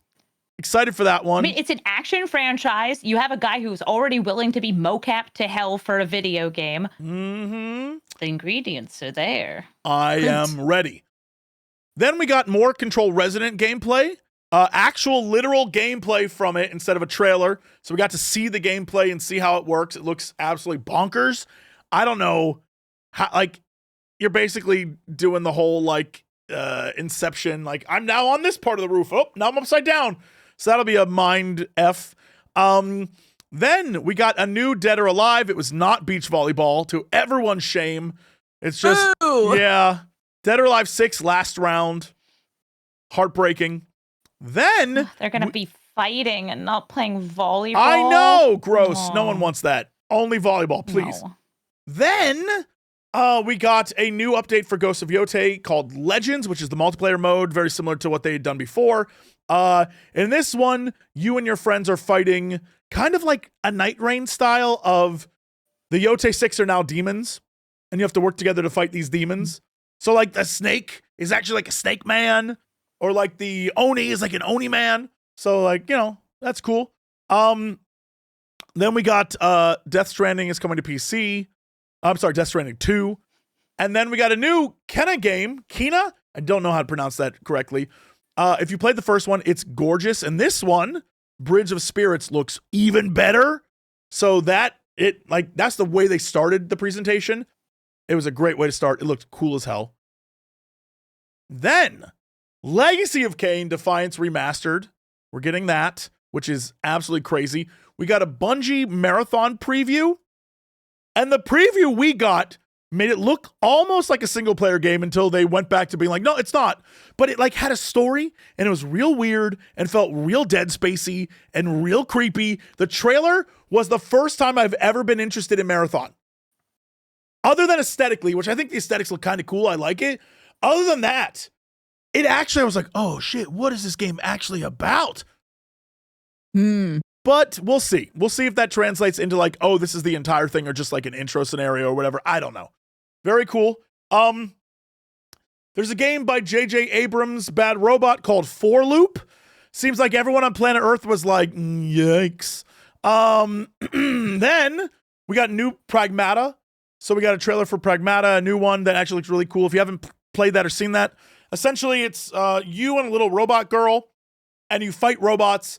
And the little robot girl hacks the robots, and then you shoot the robots. So when you play, you're literally doing a hacking puzzle while trying to dodge a robot that's trying to kill you, and then you have to shoot it. Oh my God. It's too much for me, but my God, is it fun? And I hope that I can watch someone who's good at it play it, because it looks awesome. I just, brain-wise, cannot solve a puzzle and dodge combat at the same time. Your eyes have to be looking in like two places at the same time. I just can't. I'm not that. I'm too old. Then another Resident Evil Requiem trailer we got, which that's coming the 27th. So get ready for that. And then we got a trailer for a game that I just don't know how to describe other than Dynasty Warriors Chicken Man. Okay. It's the greatest game ever made. It might be the greatest game ever made. It's called Project Windless, at least right now. Sounds like a temporary title. But the game starts out with some like sexy mommy being like, you bad boy. And I'm like, I don't know what this is, but I'm playing this. And then the guy who shows up to be the hero is a chicken man. Oh, he's a buff chicken man. And then he runs through a battlefield murdering like Dynasty Warriors. It looks awesome. I don't know what this game is. I want this game so badly. There's no release date. It just said coming eventually or whatever. But holy shit, does it look good. It looks good.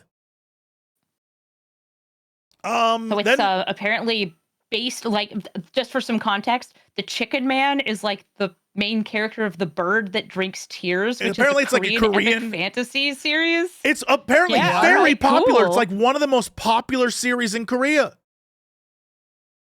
But it's got a Chicken Man. Chicken Man. I love it. I think it's great. Then we got Yako Shinobi Ops, which is a 4-player co-op ninja game that I thought was going to be like Shadow Tactics, but it's not at all. It isn't turn-based, I don't think. I think it's just like your sneaky boys, which playing with friends, I bet that could be a lot of fun. The follow-up to Shovel Knight, Mina and the Hollower Ermina the Hollower is coming. We got that. Man, there were a ton of games. First Light, the 007 game, we got a new trailer. We got Darwin's Paradox, which looks like a Dodger game if I've ever seen one. You play as an octopus, and their whole objective is to, like, escape. And so it is a really cute game where you have to, like, hide as an octopus and, like, go under things. And, like, but visually, the best way I can describe it, like, as gameplay style, remember the things that, what was that Ubisoft game that took place in World War I? Valiant Hearts. It has that same, like, every level is a different kind of, like, fun thing where sometimes you're running out the screen, sometimes you're doing a platformer, sometimes you're in a vehicle. It's constantly changing what the game is. That's what this game is, except you're an octopus. Looks very cute, very fun. Love that stuff. Yeah.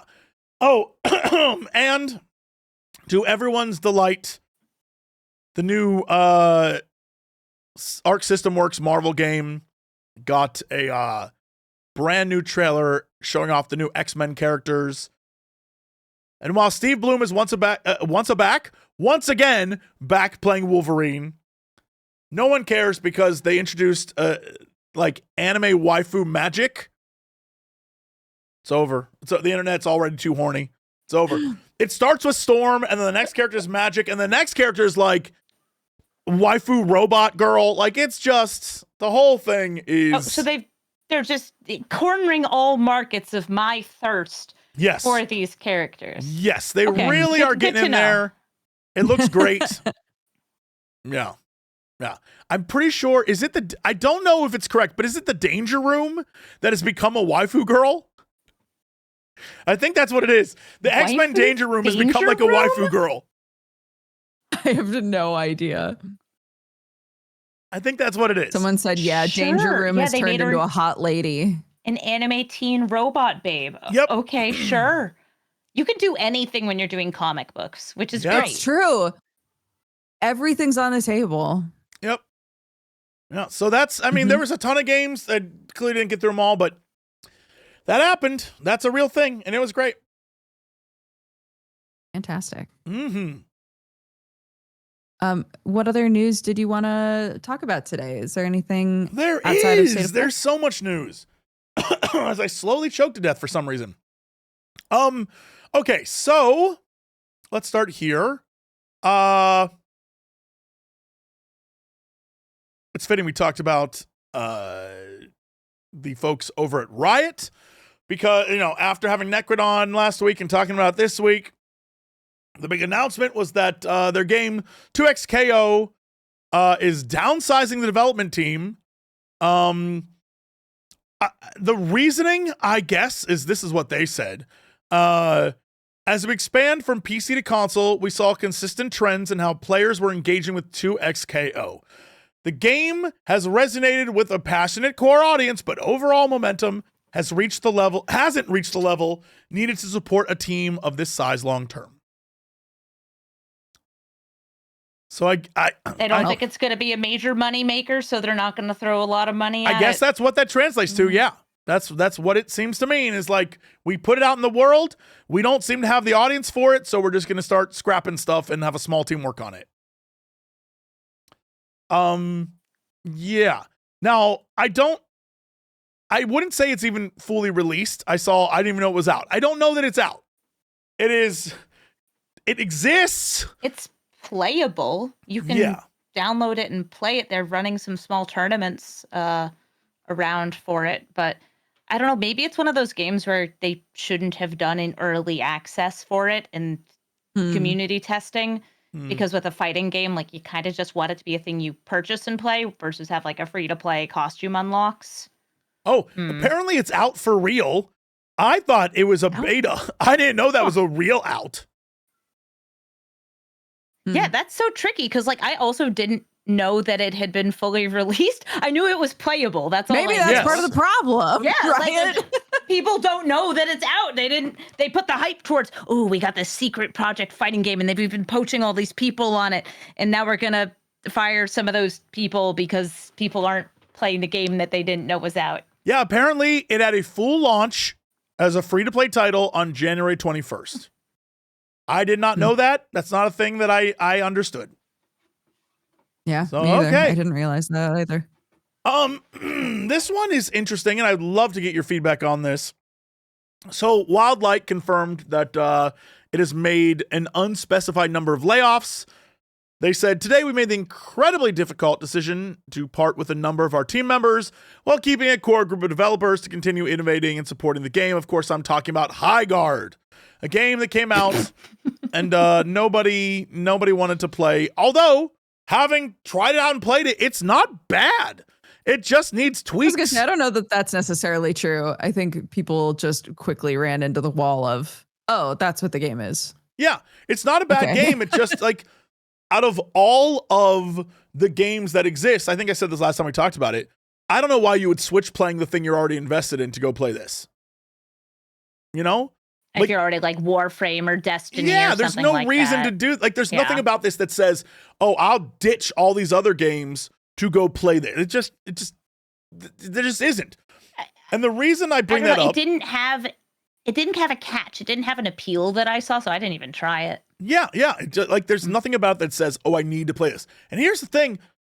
Everyone should know off jump right now. The way to get people to play your game in the, like, shooter, PvP, looter shooter genre, you got to make them horny. That's the one takeaway. And anyone who denies that is a fool. They have to be horny for your characters. Anyway, Josh Sobel, who was one of the people who's been really, like, pounded online about Highguard, because he's one of the few devs that have been speaking about it, posted a really big thing last night. And I really just wanted to read this to you and see what your hot take is, because I have thoughts, and it feels like a game dev thing, like an industry thing. And all right, I'll just read this. Yeah, apologies for the length, but I wanted to say this a lot for a while. The day leading up to the Game Awards 2025 was among the most exciting of my life. After 2.5 years of passionately working on Highguard, we were ready to reveal it to the world. The future seemed bright. Everyone I knew who had any connection to the team or project had the same sentiments. And he has quotes. Whether they're real or not, I don't know, but he has quotes. This is lightning in a bottle. I trust this team wholeheartedly. If there's one project nobody in the industry is worried about will fail, it's yours. This has mainstream written all over it. There's no way this will flop. I could play this game all day. The internal pre-eval feedback, even from unbiased sources, was quite positive. And where it was negative, it was constructive and often actionable. People who played the game, including us, had a blast. And since we were an independent, self-published studio built with royalties in mind, many of us were hoping this could finally be the thing that broke the millennial financial curse. But then the trailer came out, it all went downhill. So the first thing that hit me when I read this, besides, genuinely feeling bad for any devs who have to, release the thing and then it flops, like, that sucks. You put time and energy and effort into it. Like, I get that feeling. I've been there. But one of the things that I absolutely picked up on is everyone who played this said it was great. All these quotes about how great it is. All the feedback that was negative. The first thing I thought of was who were these people? Because it has the vibe of either being, I don't want to lose my industry access to you. You let me play it early. So I'm not going to say anything negative because that's the vibe I picked up. Because should have been feedback of change this, fix this. You know what I mean? No matter what, if you release a thing for evaluation and the evaluation is this is a banger, that's not good evaluation. Sure. You always want to be helping if that was the intention of you playing. Yeah, it feels like everyone being this is going to be a mainstream hit. This is good. Based on the fact that the trailer released and everyone who saw it was what? Yet all the comments they had, lightning in a bottle, this game can't fail, mainstream written all over it.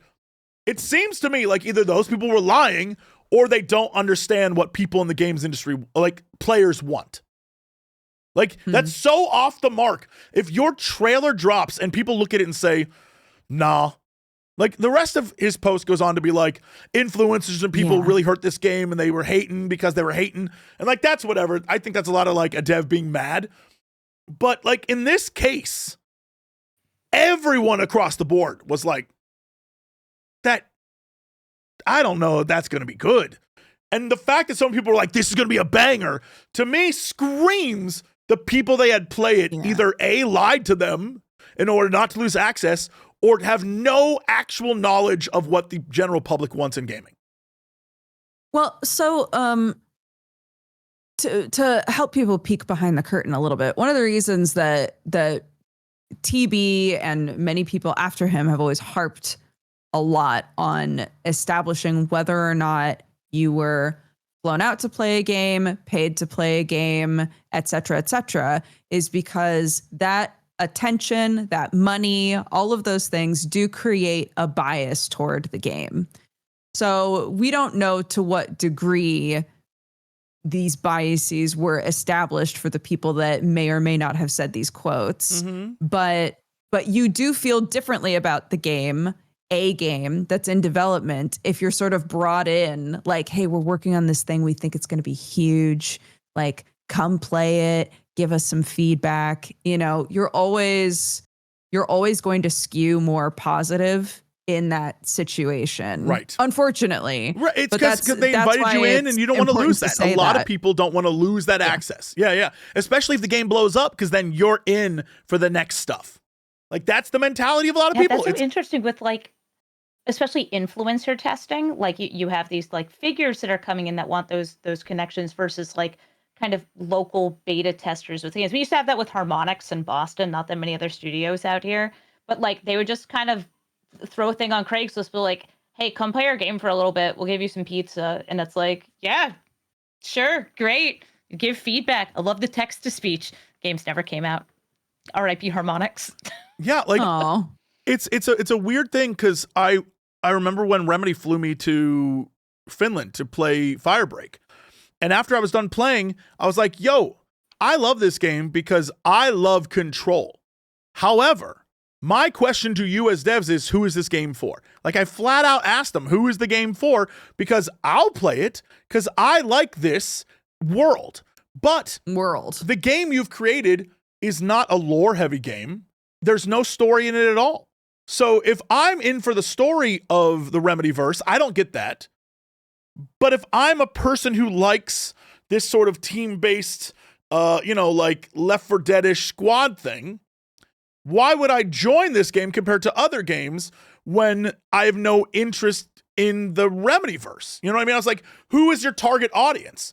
And I don't know that they ever truly answered that, because that's been one of their problems with the game. Is like, I enjoy it. I think it's a fun game. But getting people to play it is like, why would I play that versus something else? And unfortunately, that's like a thing. But you have to be able to say that to people. Otherwise, like, if you can't truth to power on this shit, what are you doing? There's no reason to do it. I feel like there's a lot of these like high budget games that are entering into very oversaturated spaces too. Like, they're competing with the other high budget games. And since they're not story driven, it can't be just like, oh, well, this is my preferred flavor. You have to pick the one that has the other people playing, so you can form the communities around them, so you can form that emotional attachment, so you can have that thing you care about. I don't know, I feel kind of bad for the studios that had been working on these things for so long. But then you also have like the Firefalls of the world, where it's like, they showed up, they hyped themselves up so much, and there's nothing there. I mean, that's the biggest thing, is that I think people get it in their heads, and there's a sort of feedback of like, if we can create a multiplayer game that can continue bringing us in money, that'll help X, Y, and Z fund this, this, and this. And like, corporate dudes get that in their head that like, we can make money for doing nothing, and we just add a few things to a game. Great. And so all these companies, all of them, are looking for the next big multiplayer thing where they can nickel and dime players. Like, everyone's doing it. The problem is you can't keep doing it. At a certain point, there is a threshold where players are like, no, this is my game. I found the game for me. And you're just cannibalizing yourself over and over and over again. And it's just not, it's the same thing when MMOs, everyone was trying to make an MMO. It's the same thing when everyone was trying to make a League-like. It keeps us, it's a cycle that keeps going. Even back in the old co-optional days, we were talking about this. It's a cycle that keeps going. And if you're late to it, it's too late. There should be some producer or some executive who's like, look, I know you want to do this, but we are 5 years too late. And unless we have an idea that's really going to change the game, save our money, do something else. But they won't, because if we get it though, think how much money we'll make. And here's the problem. Sometimes it does work. Sometimes 1 or 2 games will break through, and then everyone's like, that could be us though. But it's mostly not. It's like they're investment gambling on a lot of these games. And I feel like that doesn't work because the established studios will already have something going for them. Yeah.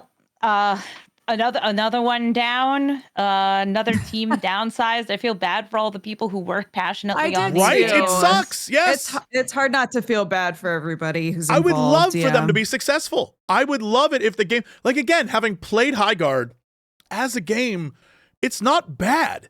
It's just there's so many things about it. Like literally after we talked about it, and I was like, this whole 3v3 thing makes no sense. They changed that. Like literally hours after that episode. All I'm saying is it's a game that could have used some tweaks before it launched. And the fact that they, like, it could have used, I don't know, like a beta or something. Like, but even then, it had so much bad will going into it because of the last trailer. That was a dumb move across the board. Like, someone should have told Jeff, no. I guess it was a free trailer, but I would like, don't put us at the end, Jeff. Like, that's a lot of pressure on us. Yeah, someone for sure. There's got to be a no guy. There, like, every company needs one Debbie Downer to just be like, no, that's a terrible idea. Put us somewhere in the middle. Yeah. I would like we'll take your free trailer thing. Put us in the middle. Us being at the end just because you like us, that's not how the industry works. That, like, you have doomed us. So everyone needs that person. Everyone needs someone to be like, no. Anyway, on the other side of the industry, Blizzard is doing all sorts of crazy stuff now. According to a report from South Korea, Nexon's shooter division has begun a full-scale development of a StarCraft IP. But apparently, this is not the StarCraft shooter that was mentioned a few years ago. So we might be getting 2 StarCraft shooters? I have no clue. I couldn't tell you. I have no idea what that's going to be. But they're working on it, I guess. And then, in things I don't understand, but I'm kind of pleased to see, Diablo. For the first time in 25 years, Diablo 2 has a new character class. Dang. The Warlock is out. I assume because Warlock's coming to Diablo 4, they released the thing in Diablo 2. So now you can play a Warlock, and Warlocks can summon goatmen or defilers or whatever, but you can also bind demons. So I've been seeing all sorts of weird, fun videos online where people are binding demons and then taking them back to town. Yeah, but why would you play anything other than an Amazon? Like, really, why would you ever play anything other than an Amazon? I'm not biased or anything. Yeah, why would you? No, of course not. It is a paid that would thing. Be crazy. Yeah, it is a paid thing, but if I'm just surprised they released the thing for Diablo 2. But that also goes to show that people love Diablo 2 still. It is and will always be a fantastic game. Yeah. Then it's still deep in people's hearts. It is, because it's good. Diablo 2 rocks. Look, I can say all sorts of stuff, about modern Blizzard, but Diablo 2, classic. Then Sega is releasing 4 major titles associated with main IP between now and March 2027. They gave no indication of what that could be, but I know it doesn't include Yakuza Kiwami 3 Dark Ties, which came out this week. It's moving forward. What that means exactly, I don't know. I did a little digging. It could mean any of these, by the way. Persona 4 Revival, Stranger Than Heaven, Total War Warhammer 40K, Total War Medieval 3, Virtual Fighter, Crazy Taxi, Golden Axe. They said there's a new Jet Set Radio, and the Alien Isolations games. Okay. Like, I have no idea what these are going to be. There's just too many fucking games. And that's not including Sonic. There's like that. I don't know. So they haven't said anything. But Sega's like, we're doing something. yeah, we're gonna get 4 biggies. I have no idea what they are. And then in the world of releases, we have a few wacky things. Most of them indies, to be honest. I'm very excited. Coming up next week, we have Double Dungeon, which is this claymation roguelike dice game. Very cool. All the characters look like little clay people.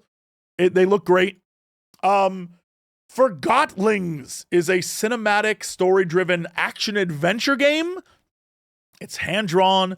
It looks really cool. Check out that trailer. I like that one a lot, too. Then we have The Killing Stone, which is a deck-building card battler, occult horror game set in the 17th century where you try to outwit the devil, who is voiced by Liam O'Brien, I believe. So that seems like a wacky one. Then Demon Tides, which is a like open world platforming frantic 3D movement game with some dope ass music. That looks cool as hell. It looks like there's a lot of great indies that are coming, and so I love this. Then we also have Strix, the Blades of Greed. So that or Styx. What did I just say? Doesn't matter. Blades of Greed. It's the stealth game where you plays the goblin. This is the follow-up to Master of Shadows and Shadows of Darkness. And looks great. I love playing as little goblin murdering dudes in stealth. So those are all coming next week. All indies. Yeah. Fantastic. Thank you so much, Jessup. Very thorough. He's giving a thumbs up for audio only listeners. Yeah, give me a thumbs up, audio listeners. Me, thank you so much for coming on and being our lovely guest. Would you like to tell everybody where they can find you and what you're up to?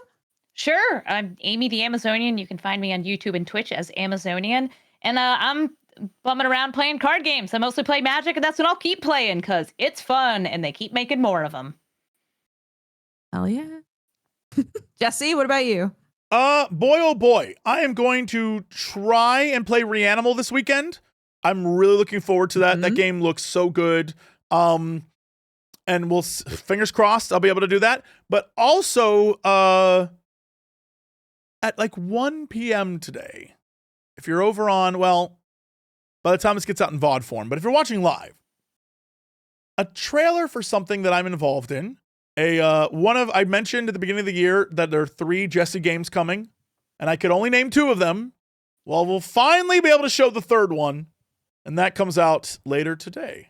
So nice. Very exciting. That is happening. And I still can't talk about it till 1 p.m. But I'll retweet it or whatever. Keep an eye on socials. Yeah. And then, but yeah. Also, I want to give a shout out really quickly. Even though you didn't see it in the live episode, if you're watching the VOD, I want to give a shout out to Valo, who made a very fun video that I'm 100% sticking at the beginning of this VOD. Of Dodger being cursed by God. And it was over on the Dex bonus Discord. My Discord. And I reached out, was like, can I use this? And I'm gonna use it, and it's gonna be in the front of this video. So shout out to Valo for doing that. And yeah. Oh my more goodness. to come. Yep. Fantastic.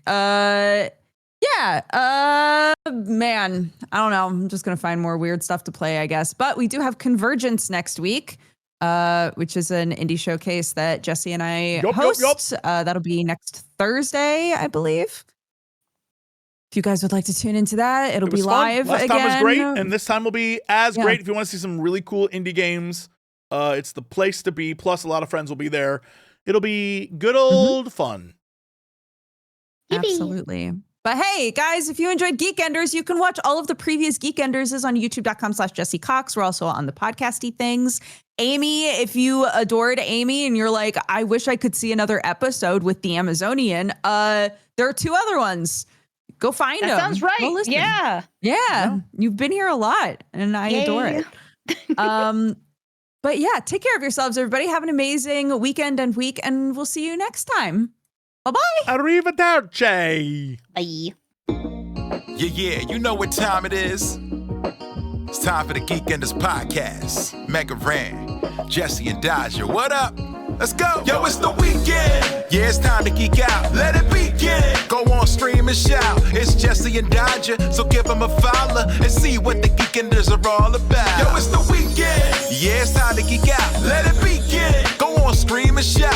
It's Jesse and Dodger, so give them a follow. #1 geek podcast, without a doubt. Yo, another end of another long week. Got a job and a kid, I know that you all beat. So take a second, grab a drink and vibe while we catch you up in just a matter of time. On gaming, comics, whatever you're doing. If you're nerdy like us, then you know you should tune in. Thank you for sharing our world with us. Now follow, subscribe, and turn this up. Yo, it's the weekend. Yeah, it's time to geek out. Let it begin. Go on, stream and shout. It's Jesse and Dodger, so give them a follow. #1 geek podcast, without a doubt.